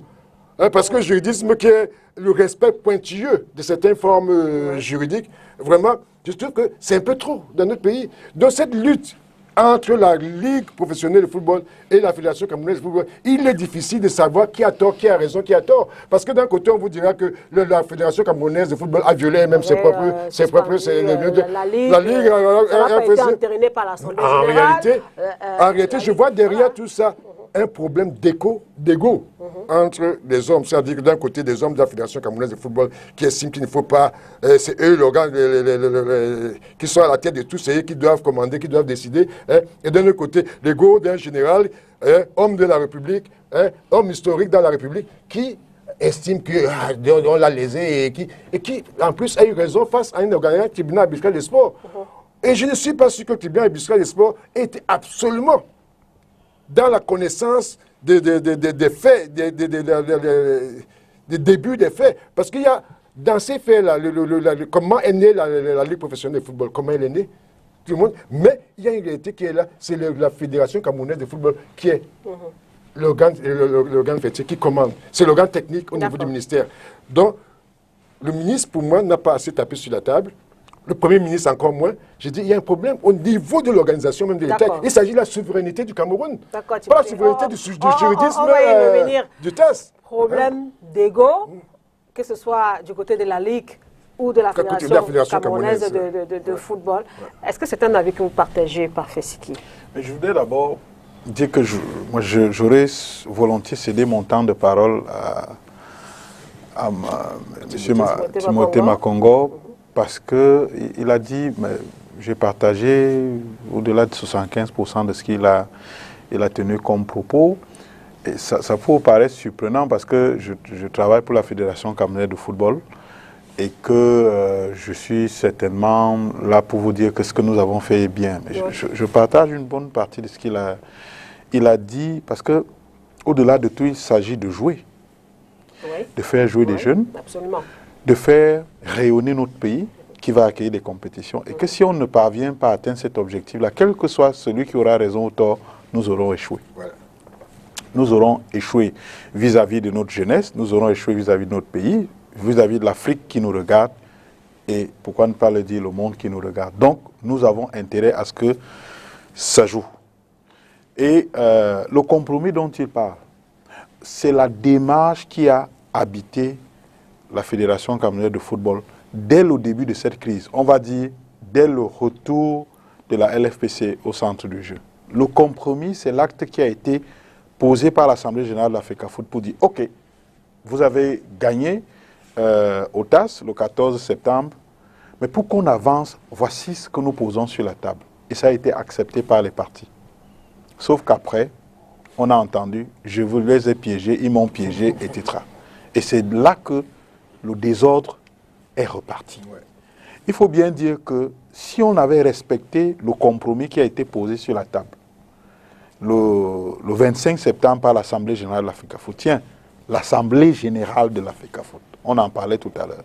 Si ce compromis avait été accepté par les partis, on serait à la 10e journée du championnat. Nous serions à la 10e journée du championnat aujourd'hui. Et il a coincé sur quoi? Sur le secrétaire général de la Ligue de football professionnel, qui n'a pas été accepté par le général Semengue, alors qu'il avait été proposé et accepté par toutes les parties à l'Assemblée générale, y compris par les représentants des clubs qui sont membres de l'Assemblée générale de la Fédération camerounaise de football. Et donc, on revient à ce que vous disiez, est-ce que c'est une question d'homme? Parce que c'est ça, c'est la personne qui est proposée qui ne convient pas à la LFPC. Donc nous devons dépasser ces questions d'homme, nous devons dépasser la personnalité du général Pierre Semengue, qui est forte, beaucoup trop forte, il me semble, dans le milieu du football. Parce que je crois que c'est cette personnalité qui cristallise le débat, qui cristallise des positions. Parce que je peux être sûr que si ça avait été Timothée qui tenait tête ainsi à la LFPC, on l'aurait balayé d'un trait depuis longtemps. Mais il s'agit du premier général de l'armée camerounaise. Il s'agit du héros du 6 avril 1984, que personne ne veut, on va dire, balafrer. On ne veut pas balafrer ce mythe. Et c'est peut-être cela le problème aujourd'hui. Et la FECAFOOT est dans l'embarras de pouvoir foncer, de pouvoir agir le président se retient, il est poussé par son camp pour prendre des décisions radicales, pour dire mais il faut qu'on en finisse, et il se retient parce que c'est aussi quelqu'un qui a été nourri au lait de la République. Parce que vous savez que c'est le fils d'un ancien ministre qui est aujourd'hui sultan des Bamoun et qu'il sait ce que c'est que d'être un enfant du système. Et il sait la place que représente le général Pierre Semé. C'est pour cette raison qu'il se retient et que chaque fois, il a tendu la main pour que nous avancions. Mais cette main tendue n'a pas toujours été saisie, y compris lors des dernières décisions qui ont été prises, celle notamment de reprendre la délégation, les compétences qui avaient été données à la Ligue pour l'organisation du football professionnel. Aujourd'hui, on attend que la FIFA se prononce. Ce sera vendredi le 13 novembre. Nous espérons, nous à la Fédération camerounaise de football, que sitôt que l'instance fêtière mondiale se sera exprimée, tout le monde s'alignera. En tout cas, nous, on suivra naturellement cette tutelle technique. Vous ne voyez pas une fédération en train de contrevenir aux indications de l'instance fêtière. Et c'est là que nous, on ne comprend pas pourquoi, quand la fédération s'exprime, la Ligue prend des positions de biais. Alors, Raphaël Abouem, vous avez sans doute suivi cette actualité entre la Ligue de football professionnel et la Fédération camerounaise de football. Pour vous aussi, est-ce un problème d'ego ou peut-être les problèmes sont ailleurs? Alors, c'est vrai que en venant sur ce plateau, je m'étais fait une idée de comment j'allais aborder le sujet. En écoutant attentivement M. Parfait Siki, l'idée que je m'étais faite, du coup, je me rends compte que je n'avais pas la très bonne analyse de la situation, parce que c'est vrai que lui, il est en interne, il a la parfaite connaissance de tout ce qui s'y passe. Nous, on lit un peu la presse, à laquelle on fait confiance, parce qu'il faut dire et redire, les journalistes camerounais, quoi qu'on puisse dire, ils sont sérieux. Malgré les conditions dans lesquelles ils travaillent, c'est des gens, par rapport à ce qu'on voit dans d'autres pays, nous on a la chance d'aller dans d'autres pays, les journalistes camerounais sont sérieux, donc on leur fait confiance, par ce qu'on lit. Ce que je vais dire pour commencer, c'est que cette situation est désastreuse en termes d'image pour le pays. Elle est catastrophique pour les jeunes dont c'est le métier. Et elle est aberrante pour ceux qui sont les passionnés qui aiment le football. Parce qu'aujourd'hui, ils sont privés de leur passion. Je voudrais dire que quand on parle du général, moi je ne voudrais pas parler du général. Moi je voudrais parler du président du Tonnerre, qui est un homme passionné. Un président de club d'une grande humilité. Vous savez, la première fois que moi j'ai eu le plaisir, la chance de voir le général Pierre Semenge, chef d'état-major de l'armée camerounaise, c'est quand il s'est déplacé lui-même pour venir convaincre mon oncle, dont le fils devait signer dans le Tonnerre. Autant Thomas que tout le monde connaît, la génération des sons. On l'appelle vulgairement Diego. Thomas, lui, est supporter de Canon, il veut aller dans le Canon. Et les Rigoberts sont avec qui ils sont très amis, disent au général, il y a un gars, il faut qu'il vienne avec nous. Et le général Semenge, chef d'état-major des armées, s'est déplacé, il est venu dans la petite maison de mon oncle Aïssos pour lui dire que je voudrais que votre fils vienne dans le Tonnerre. Vous savez, pour faire ça, il faut être un monsieur d'une autre dimension. Parce qu'il aurait suffi qu'il envoie ses collaborateurs, ils auraient même amené mon oncle et mon cousin de force, il aurait signé dans le Tonnerre. Si je raconte cette petite anecdote, c'est pour que les gens comprennent, en dehors du général, qui est la personne Semenge dans le milieu du football. C'est un monsieur qui a donné toute sa vie au football. Il aime foncièrement le football. Et je pense que, en écoutant ce que Parfait Siki a dit, je suis très heureux de découvrir que le président Seydou est dans cet état d'esprit. Ce qu'on ne dit pas beaucoup dans la presse, par contre. Parce que ce qui nous peine aujourd'hui, c'est que les protagonistes de cette affaire ont été les acteurs d'hier. C'est des gens qui ont contribué à faire du Cameroun ce qu'il est aujourd'hui sur le plan mondial. Vous avez dit que le sultan des Bamoun a été un membre du gouvernement. Non, ce que vous n'avez pas dit, c'est que c'était un excellent ministre des Sports. Président de la Fédération camerounaise de football. D'après ce que les gens d'une certaine époque qui l'ont côtoyé disent, que ça a été un excellent ministre des Sports, un haut commis d'État. Donc il est difficile pour nous de voir le fils du sultan affronter le général. On n'arrive pas à comprendre. Et ce que moi je souhaite, je pense que tous ceux qui sont proches du général, aujourd'hui, Stéphane perd son âme, son fils qui est un très grand ami à moi, s'il était encore vivant aujourd'hui, nous a quittés il y a quelques mois. Le sujet il serait différent parce que je pense qu'on serait allé voir son père et on lui aurait dit un peu ce que nous on pense. Parce qu'il faut que les gens, ceux qui sont proches de lui, essayent de lui faire comprendre que il est un mythe.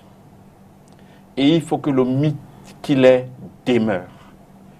Et que voir son nom dans les journaux pour des mauvaises raisons, parce que quoi qu'on dise aujourd'hui, le litige qui l'oppose à la FECAFOOT, quand ça vient dans la presse, ce n'est pas pour des bonnes raisons, c'est des mauvaises raisons. Ça tue le mythe. Et ce n'est pas bon parce qu'un pays comme le nôtre, où il y a une jeunesse qui monte, elle a besoin de repères. Et pour des jeunes qui s'imaginent être dans l'armée un jour, leur modèle reste le général Pierre Semengue. Et ce mythe-là, on ne doit pas le casser. La deuxième chose, c'est que mon pays d'adoption, qui est la France, on nous dit souvent là-bas, on connaît la grandeur d'un pays à la manière dont on gère ses seniors. Moi, je suis très choqué quand j'écoute certaines personnes qui viennent dans les médias, qui sont pro-FECAFOOT, c'est leur droit. Quand ils parlent du général, ils disent cette personne sénile. Je suis choqué. Parce que d'abord, c'est une bénédiction d'avoir cet âge. On n'est pas sûr que nous, on aura la chance d'avoir cet âge. Et quand on vient parler de ce monsieur qui a l'envergure que monsieur Siki vient de dénoncer, on a du mal à comprendre qu'il y a des individus qui viennent parler de lui en ces termes dans les médias. Et je pense que c'est ça, en fait, qui polarise la situation, parce qu'en réalité, nous, on est loin d'imaginer que le président Sédou, que j'ai rencontré il n'y a pas longtemps, que j'ai trouvé très calme d'ailleurs, soit dans un autre état d'esprit. Il faut simplement aujourd'hui, pour l'amour de notre pays, même pour la sérénité du gouvernement, parce qu'il faut dire que même les membres du gouvernement, quand ils regardent le général Semengue face au fils du sultan, eux-mêmes ils sont embarrassés. Il faut le dire. Parce que même le gouvernement est embarrassé face à cette situation. Je pense qu'il faut sincèrement que les gens arrivent à convaincre le général Semengue de mettre de l'eau dans son vin, que le président Sédou continue à être aussi conciliant qu'il est, parce que l'intérêt pour tout le monde, c'est que la sérénité revienne et qu'on commence à parler du jeu. Parce qu'on ne parle pas du jeu. Le football aujourd'hui est devenu une affaire juridique. On ne parle que du droit. Quand vous parlez du TAS, le TAS n'est pas venu au Cameroun, c'est les Camerounais qui sont allés au TAS. Voilà. Avec leurs problèmes. Je pense qu'il faut que les Camerounais... Et Timothée qui estimait que non, le TAS devait tenir compte de la situation sociale. Non, parce que les juges du TAS... Non, les juges du TAS... Parce qu'en réalité, et on a vu le TAS, comme la FIFA et comme la CAF d'ailleurs, tenir compte, ils l'ont fait en Égypte, tenir compte de certaines situations. Ils ont suspendu les décisions en Égypte. Hein, simplement parce que l'Égypte était dans une situation qui... C'était lors d'une finale, il y avait, à l'époque, il y a eu une finale entre le Cameroun et l'Égypte. C'était d'ailleurs au Caire. Hein, le Cameroun avait perdu ce match en 80, je sais plus, en 88 ou 90, je sais plus, ou 86, je crois. Et il y avait une décision qui parce qu'il y avait un conflit interne au Caire. Et le TAS a dit non, il faut laisser la CAN se dérouler dans les bonnes conditions. Cette décision-là, on va la régler bien plus tard. Heureusement que l'Égypte avait gagné, les décisions ont été prises. Donc, le même problème se pose au Cameroun. Le TAS, ils n'ont pas besoin d'envenimer, ils savent que la Fédération camerounaise est déjà en train de faire marcher le football professionnel. Ils peuvent suspendre, attendre un moment, dire attendons la fin du CHAN. Ce n'est que ça. Et je dis, ils donnent l'impression d'avoir allumé l'étincelle pour nourrir une querelle qui est un problème, un jeu d'intérêt entre des hommes qui sont... Je vais sortir de ces sujets. Je vais chuter en disant que je pense que M. Siki sera d'accord avec moi. ce problème, Ligue FECAFOOT, est au-delà de ces deux individus qu'on présente. En fait, il se trouve que les footballeurs camerounais se détestent à mort. Et c'est cette détestation-là qui se manifeste à travers ces deux personnalités qui sont eux-mêmes pris en otage. Je sais de quoi je parle. À un certain moment, il n'y a pas très longtemps, j'ai proposé à ceux qui sont proches des têtes de proue d'organiser une réunion pour qu'on se parle. Je ne vais pas citer le nom, il y a un que j'ai rencontré il n'y a pas très longtemps au Hilton, et je lui faisais la réflexion en lui disant, c'est dommage que vous ne regardez pas là où il y a vraiment l'objectif. L'objectif aujourd'hui, c'est que le Cameroun s'organise pour retrouver la place qu'elle avait à la CAF. Tout à fait. Et pour qu'on y arrive, il faut qu'il y ait la paix, la sérénité au niveau de la FECAFOOT. Parce que c'est de la FECAFOOT qu'on organise la bataille pour aller récupérer la place qu'on avait à la CAF. Et je peux vous assurer que ce qui se passe là est 10 fois, 100 fois petit que la haine que les footballeurs camerounais ont les uns contre les autres. Et ce que je dis ici, je demande au ministre des Sports, s'il veut résoudre ce problème, qu'il convoque tous ceux qui sont les proches de Samuel Eto'o, il convoque le reste du monde. Pourquoi Samuel Eto'o? Parce que c'est ça la réalité. Makeda, vous n'allez pas faire comme si vous ne le savez pas. Aujourd'hui, le monde du football, je sais pas. Il y a deux clans. Il y a ceux qui sont proches de Samuel et il y a le reste. Et c'est cette haine-là qui cristallise et c'est la résultante du conflit qu'il y a aujourd'hui. Parce que je vais vous dire un truc qui est simple. Si aujourd'hui, je vous mets en défi, si aujourd'hui, vous avez réussi à me mettre sur la table Samuel Eto'o, je l'avais déjà dit dans un autre média, vous mettez Samuel Eto'o, vous mettez Jérémy Nditab, vous mettez les Rigobert Song, vous mettez tous les autres, vous leur dites, écoutez, nous avons un problème, les anciens ont fait ce qu'ils avaient à faire, ils l'ont bien fait. On a vu la Coupe du Monde 90. Vous êtes devenu la génération intermédiaire, il y a beaucoup de problèmes. On n'arrive pas à régler ce problème, on pense que c'est vous la solution. Régler ce problème. Moi, je vous assure que si ces gars ensemble vont chez le général, ils lui disent le père, vraiment, il faut venir t'asseoir avec le président Siedou, régler ce problème parce qu'il faut que nos petits frères jouent au football. Le général Semengue ne va même pas réfléchir une seconde. Si ces mêmes gens vont chez le président Siedou, ils disent au président Siedou, voilà, bon, tu es dans ton bon droit, tu es le président de la Fédé.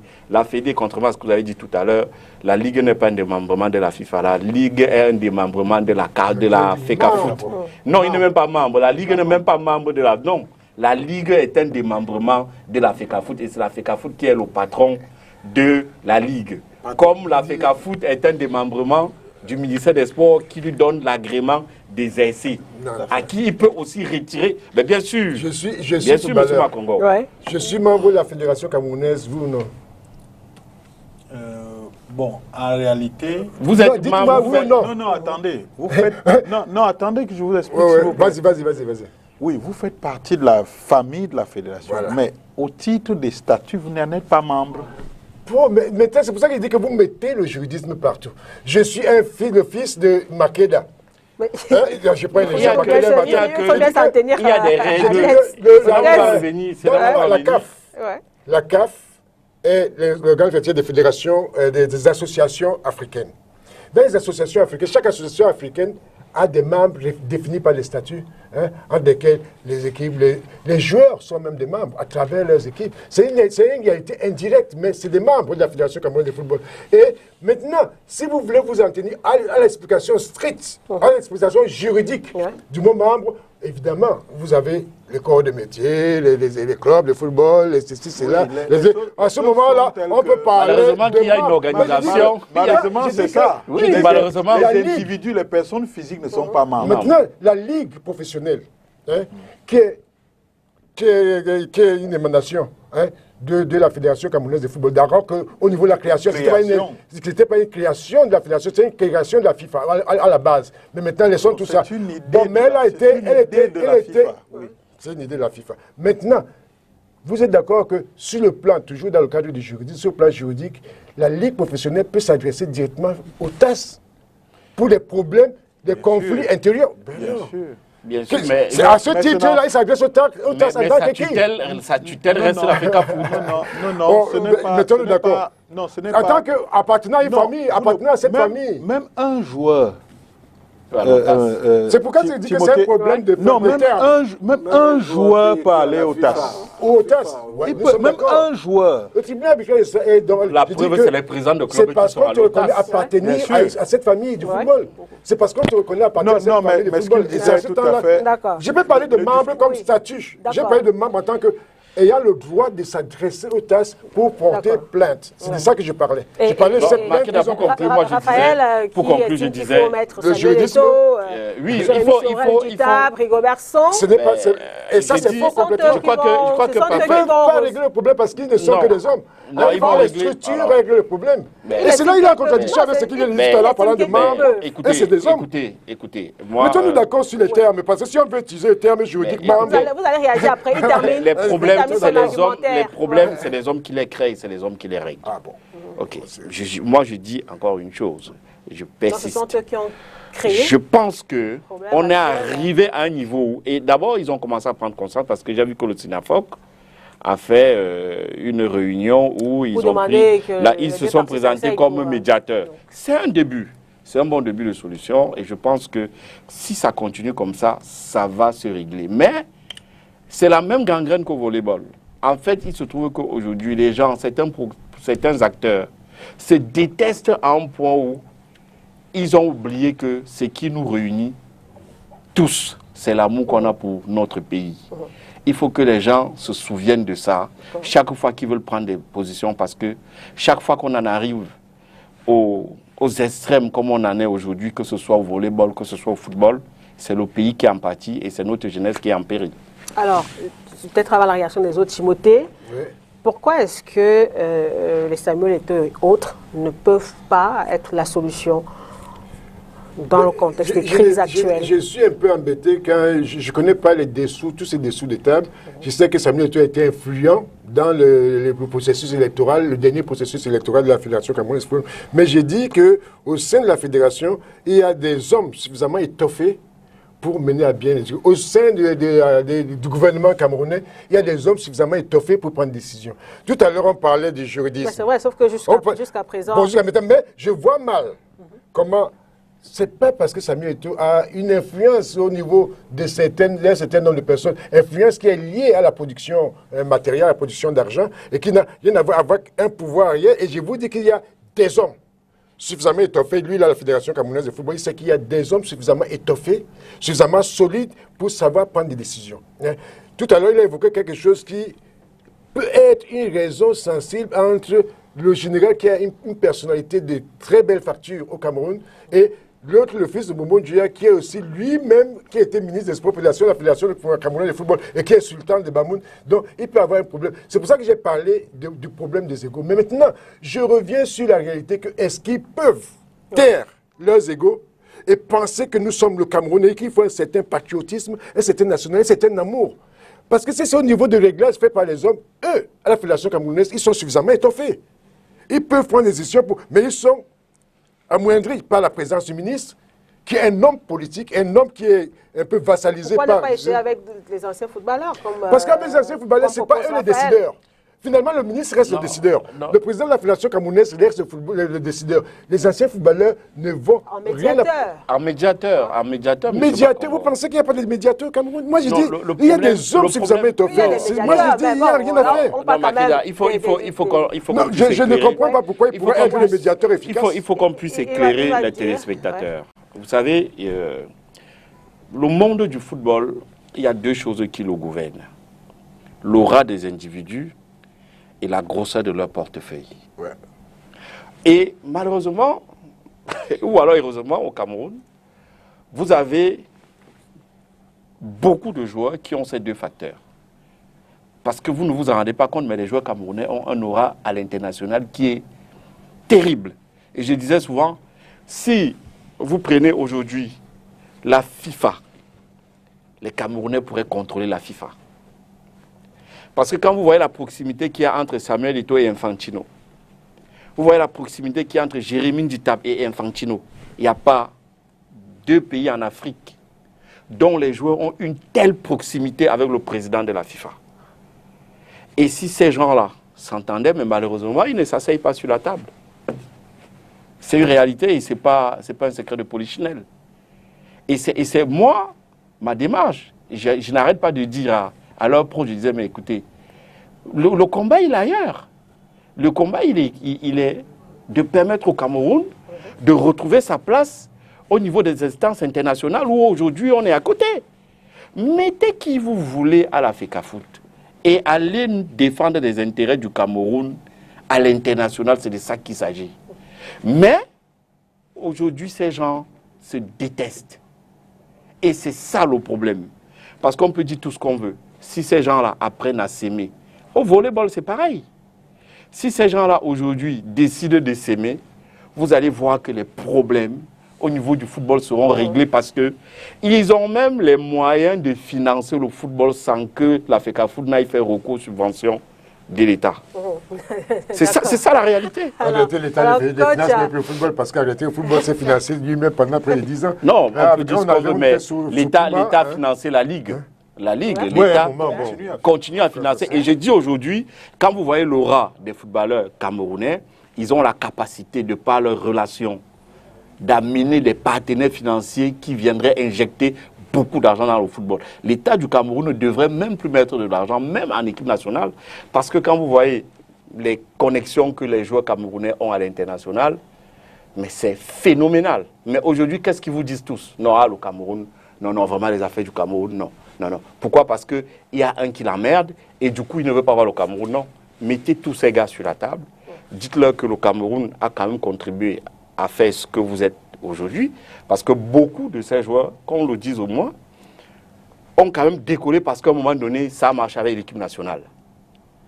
Aujourd'hui, je pense que l'équipe nationale et le football camerounais a besoin que ces gars mettent leur détestation, leur orgueil de côté et qui viennent se mettre sur la table pour résoudre les problèmes du football camerounais. Aujourd'hui, le Cameroun a besoin de... On en vient encore au problème d'ego. Oui, moi, enfin, vas-y, Raphaël. Peut-être pas problème d'ego. Moi, je voudrais prolonger ce qu'il disait.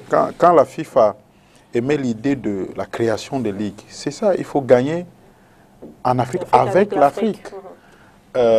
Et on crée donc, ça donne naissance aux ligues.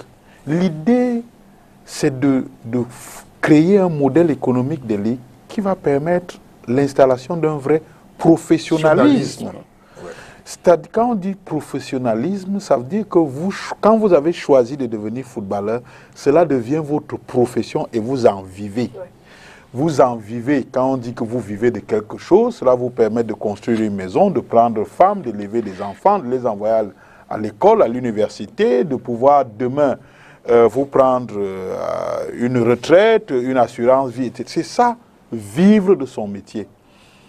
Aujourd'hui, on n'est pas parvenu à cette situation-là, à ce rêve qu'on va les appeler comme ça, les fondateurs de la Ligue avaient imaginé. On n'est pas arrivé à ça et il faut donc se poser les bonnes questions. Pourquoi on se pose les bonnes questions aujourd'hui? Parce que à partir de l'année prochaine, la CAF va instaurer ce qu'on appelle une licence CAF pour tous les clubs professionnels en Afrique. Le Cameroun est concerné.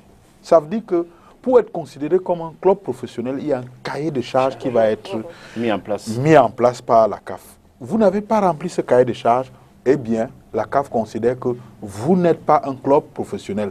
Donc, vous n'êtes pas qualifié pour prendre part au championnat professionnel de votre pays. A fortiori, vous ne pourrez pas prendre part aux compétitions interafricaines. C'est le passage obligé. C'est quelque chose qui arrive progressivement, qu'on est en train de vouloir d'installer dans l'esprit des présidents de clubs que nous avons aujourd'hui, parce que c'est inévitable. J'ai envie de dire que c'est l'une des raisons qui pousse la fédération à dire, mais non, nous ne pouvons pas, dans la situation actuelle, continuer à travailler en regardant l'état actuel de la Ligue.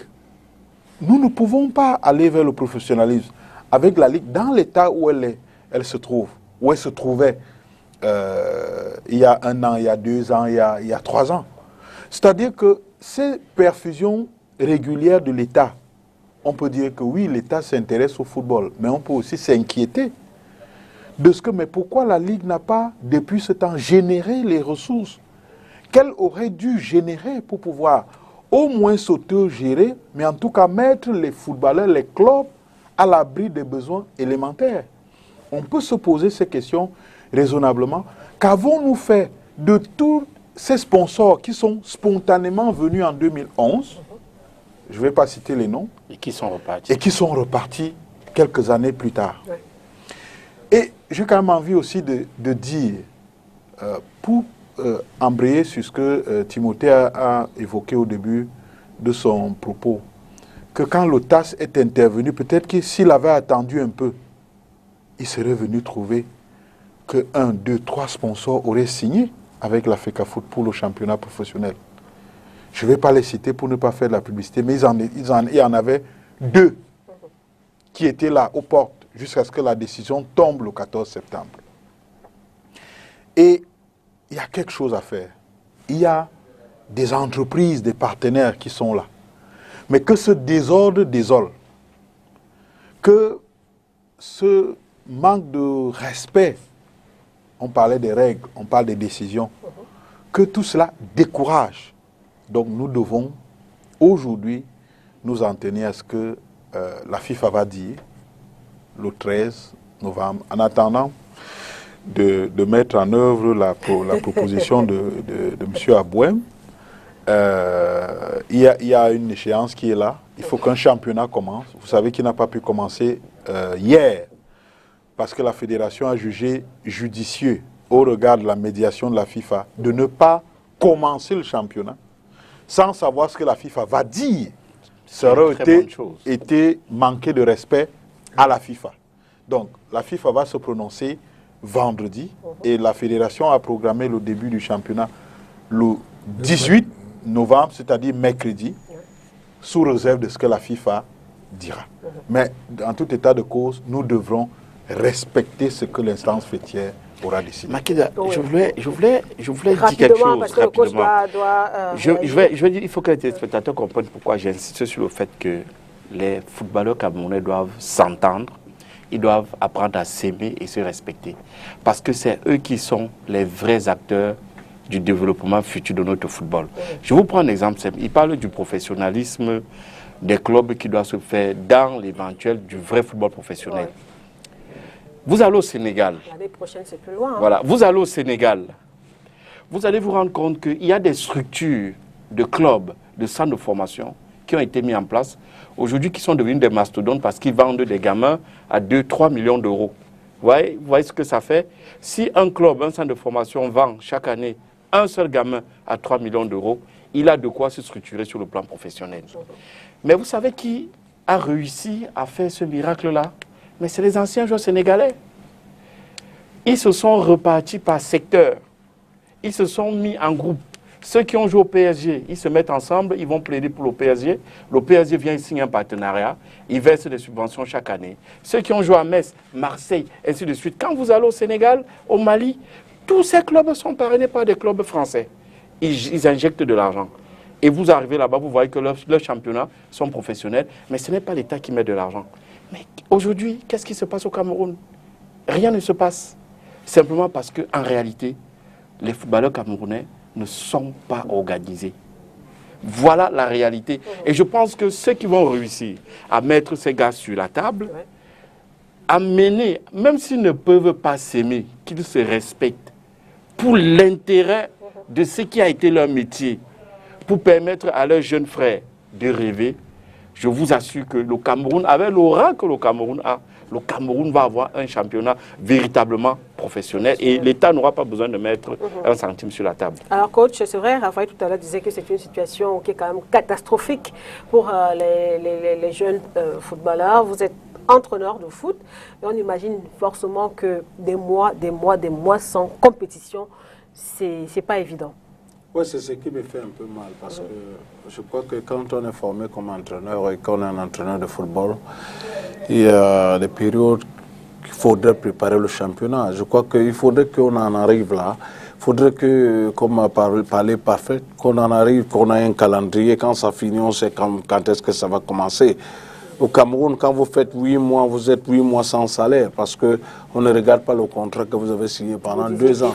C'est ce qui me fait un peu mal, c'est que j'ai eu la chance de travailler dans un championnat professionnel en Afrique du Sud. J'ai eu la chance d'avoir un monsieur qui a gagné le Cameroun en 1996 en Coupe d'Afrique. Il était mon patron comme entraîneur principal. J'ai travaillé 3 saisons avec lui. Nous avons passé... Et je me suis dit que non, il ne fallait pas que je reste seulement en Afrique du Sud. Je quitte l'Afrique du Sud pour Oman. Je trouve quelque chose d'extraordinaire. Les clubs omanais ont le président, le roi, qui les donne 1 milliard, tous les clubs, jusqu'en 3e division. Et tu as un cahier de charges par rapport à ces 1 milliard qu'on te donne. On doit avoir un stade, on doit avoir des immeubles, là où les joueurs doivent habiter, là où les gens doivent louer. On doit avoir les petites boutiques qui vont régénérer l'argent qui va entrer dans l'équipe. Si ça ne donne pas, vous êtes dégagé. À l'espace de 6 mois, vous êtes dégagé. Donc, je me dis que, quelque part, ce qui me fait mal, c'est que depuis que je suis consultant à la télé, je le dis tous les jours, les gens disent « Ah, qu'est-ce que Mabouka dit là? Il parle de quoi là ?» Nous arrivons aujourd'hui que la CAF est en train de vouloir ne serait-ce qu'introduire les licences. Oui. Où je parlais à une équipe la saison passée où je suis parti comme entraîneur en disant à ce monsieur, n'attendez pas qu'on vous donne la subvention, créer des clubs, des équipes jeunes. Moi j'ai joué un championnat junior au Cameroun. J'ai fait 27 ans de joueur en jouant au Cameroun. J'ai joué dans le Caïman junior, j'ai joué dans plus de 7 ans. J'ai été senior dans le Caïman. Je suis parti dans plusieurs clubs au Cameroun. J'ai joué dans le Canon et autres. On avait des juniors. On avait un championnat de jeunes. Aujourd'hui, les gens qui sont entrés dans le football après les mots de Paul Morand, après le président Gassa Hapi, n'ont pas pu garder ça. Union de Douala, Dynamo de Douala devaient être des grandes équipes aujourd'hui, comme les ASEC Mimosa. Je crois que c'est la volonté. C'est la mauvaise volonté. Et ce que M. Abouem vient de dire là aujourd'hui, ça me fait mal parce que quelque part, cela a été professionnel. Qu'en dirais-je-t-il des joueurs qui sont au Cameroun et des entraîneurs qui sont au Cameroun, après que la saison est finie, vous ne pouvez pas parler de salaire à un président qui vous paye. Ça veut dire que vous avez passé 8 mois. Nous sommes déjà à 9 mois que les entraîneurs ne sont pas payés et que les gens se contentent en disant que la prime d'entraînement de 1000 francs ou 500 francs peut nourrir une famille. C'est ça qui me donne, ça me fait pleurer parce que j'ai eu à travailler quelque part. Quand je viens chez moi, ça fait 2 ans que je ne travaille pas au Cameroun. Les gens ne se rendent pas compte pourquoi. Parce que quelque part, ce problème d'égo. Ah, il va me dire quoi là? Qu'est-ce que Mabouka va me dire? Je suis entraîneur principal, il ne peut rien me dire. J'ai la licence AK, j'ai ceci. Mais on ne regarde pas que voilà quelqu'un qui a eu à passer, a eu à pleurer les expériences qui l'amènent à pouvoir ne serait-ce qu'aider le football camerounais. Mon aide, c'est quoi? C'est de dire quelque chose qui peut ne serait-ce qu'aider le football camerounais. C'est d'aider les jeunes gardiens de but. C'est ce que je fais aujourd'hui. Je suis en train de vouloir créer l'académie des gardiens de but au Cameroun. Je suis en parfaite connexion avec Thomas Kono. On cause tous les jours, on parle tous les jours, on se dit des choses. J'apprends toujours, je suis toujours en train d'apprendre. Pourquoi? Parce que la génération, les nanas sont partis à Barcelone pour être ce qu'ils sont aujourd'hui. Ce n'est pas au Cameroun. Ils ont eu à fleurer un peu de séances d'entraînement sur le plan technique, mais tout le reste a été préparé à Barcelone. C'est ce que je veux préparer au Cameroun. Ça veut dire que préparer les gardiens de but, quand il arrive en Europe, il est prêt à jouer. J'ai eu des larmes à temps en Afrique du Sud à entraîner un gardien qui était international au Cameroun. Jouer à l'équipe nationale du Cameroun, il est arrivé en une équipe de 2e division qui n'a pas pu faire ce que je faisais aux jeunes gardiens de but. Et qui est parti, et je lui ai dit, va encore, reprends pas dans un autre pays, mais ici, on ne blague pas. Des petits détails t'enlèvent. Donc pour moi, je me dis que si les gens s'asseyent... Il faut revenir à l'intérêt du football. Oui. Voilà. Si les gens s'asseyent et se disent que ce que la FECAFOOT est en train de... Parce que moi, je dis, j'ai lu un peu les tests, j'ai lu un peu le cahier des charges, des règlements par rapport à ce nouveau championnat qui va commencer. ce qui était extraordinaire. La FECAFOOT a dit tout. Si tu descends, il y a 7 clubs qui descendent, ce qui veut dire que au niveau de la préparation, c'est d'abord bafoué. Moi, je le dis. C'est déjà bafoué. Parce que les clubs ont déjà plus de... Voilà. Ceux qui ont commencé avant ont déjà plus de 3 mois d'entraînement. D'autres même 2 mois d'entraînement. Il y a ceux qui ont été malins, ont peut-être 4 semaines d'entraînement avant de jouer au début du championnat. Ça veut dire que vous allez voir c'est que moi le dosage. Ça veut dire qu'il y a OVA. Le travail est tellement qu'on ne peut pas. Les joueurs qui vont jouer le CHAN, moi j'ai dit il faudrait faire attention. Parce que l'équipe, le premier match que nous allons jouer, tous les joueurs jouent au tiroir du Zimbabwe. Ces gars-là sont hyper bons. Ça veut dire que quand tu regardes le championnat zimbabwéen, tu regardes le championnat camerounais, c'est autre chose. Donc, je me dis, il faudrait Là, il n'y avait pas championnat. Non.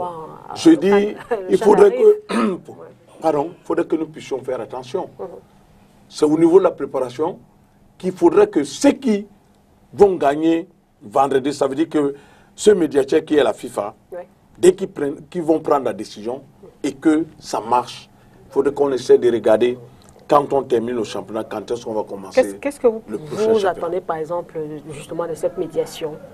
C'est de trouver la sérénité dans le football camerounais. Ça veut dire que la FIFA arrive à regarder les échéances que nous avons. Ne pas regarder les hommes, regarder les échéances que nous avons et se dire que voilà un pays de football. Le Cameroun a fait rêver le monde entier, l'Afrique en général. Donc, voilà un pays de football, voilà un pays où nous avons eu un président qui a dirigé la FIFA. Vous comprenez un peu? Voilà, donc, ce qui veut dire qu'il y a des têtes au Cameroun. Il faudrait qu'on donne la chance et que le meilleur gagne. Alors, Timothée Makongo, vous attendez quoi de cette médiation de la FIFA de vendredi? Mais sincèrement, rien. Rien du tout. Comment ça, rien? Parce qu'en réalité, ils seront dans la logique de dire qu'il faut faire respecter les tests. C'est-à-dire, en fait, beaucoup de ces instances n'ont pas le courage d'une analyse très approfondie dans la réalité. La réalité camerounaise est que on a fait confiance à la Fédération camerounaise de football. La FIFA elle-même parle de la Fédération camerounaise de football. Que le général ait raison ou qu'il ait tort. Et d'après les tests du TAS, il avait raison. Mais d'après la réalité camerounaise, qu'on laisse la fédération aller jusqu'au bout d'une logique qui lui permettra d'organiser nos chants. C'est tout pour moi. Raphaël, mais on n'a rien obtenu cette médiation de vendredi. Enfin, je pense qu'il faut se positionner autrement, à dire qu'il faut absolument que cette médiation réussisse, parce que si elle ne réussit pas, on va vers un chaos. Parfait, c'est qui pour terminer? Non, mais on se remet à l'instance fêtière mondiale, que ces conclusions soient respectées par toutes les parties. Voilà, merci bien, messieurs, d'être venus débattre avec nous ce soir. Merci à toute la grosse équipe technique qui s'est mobilisée également autour d'Adonis Yamen pour cette émission. Merci à vous, mesdames, messieurs. On se retrouve évidemment la semaine prochaine. Au revoir.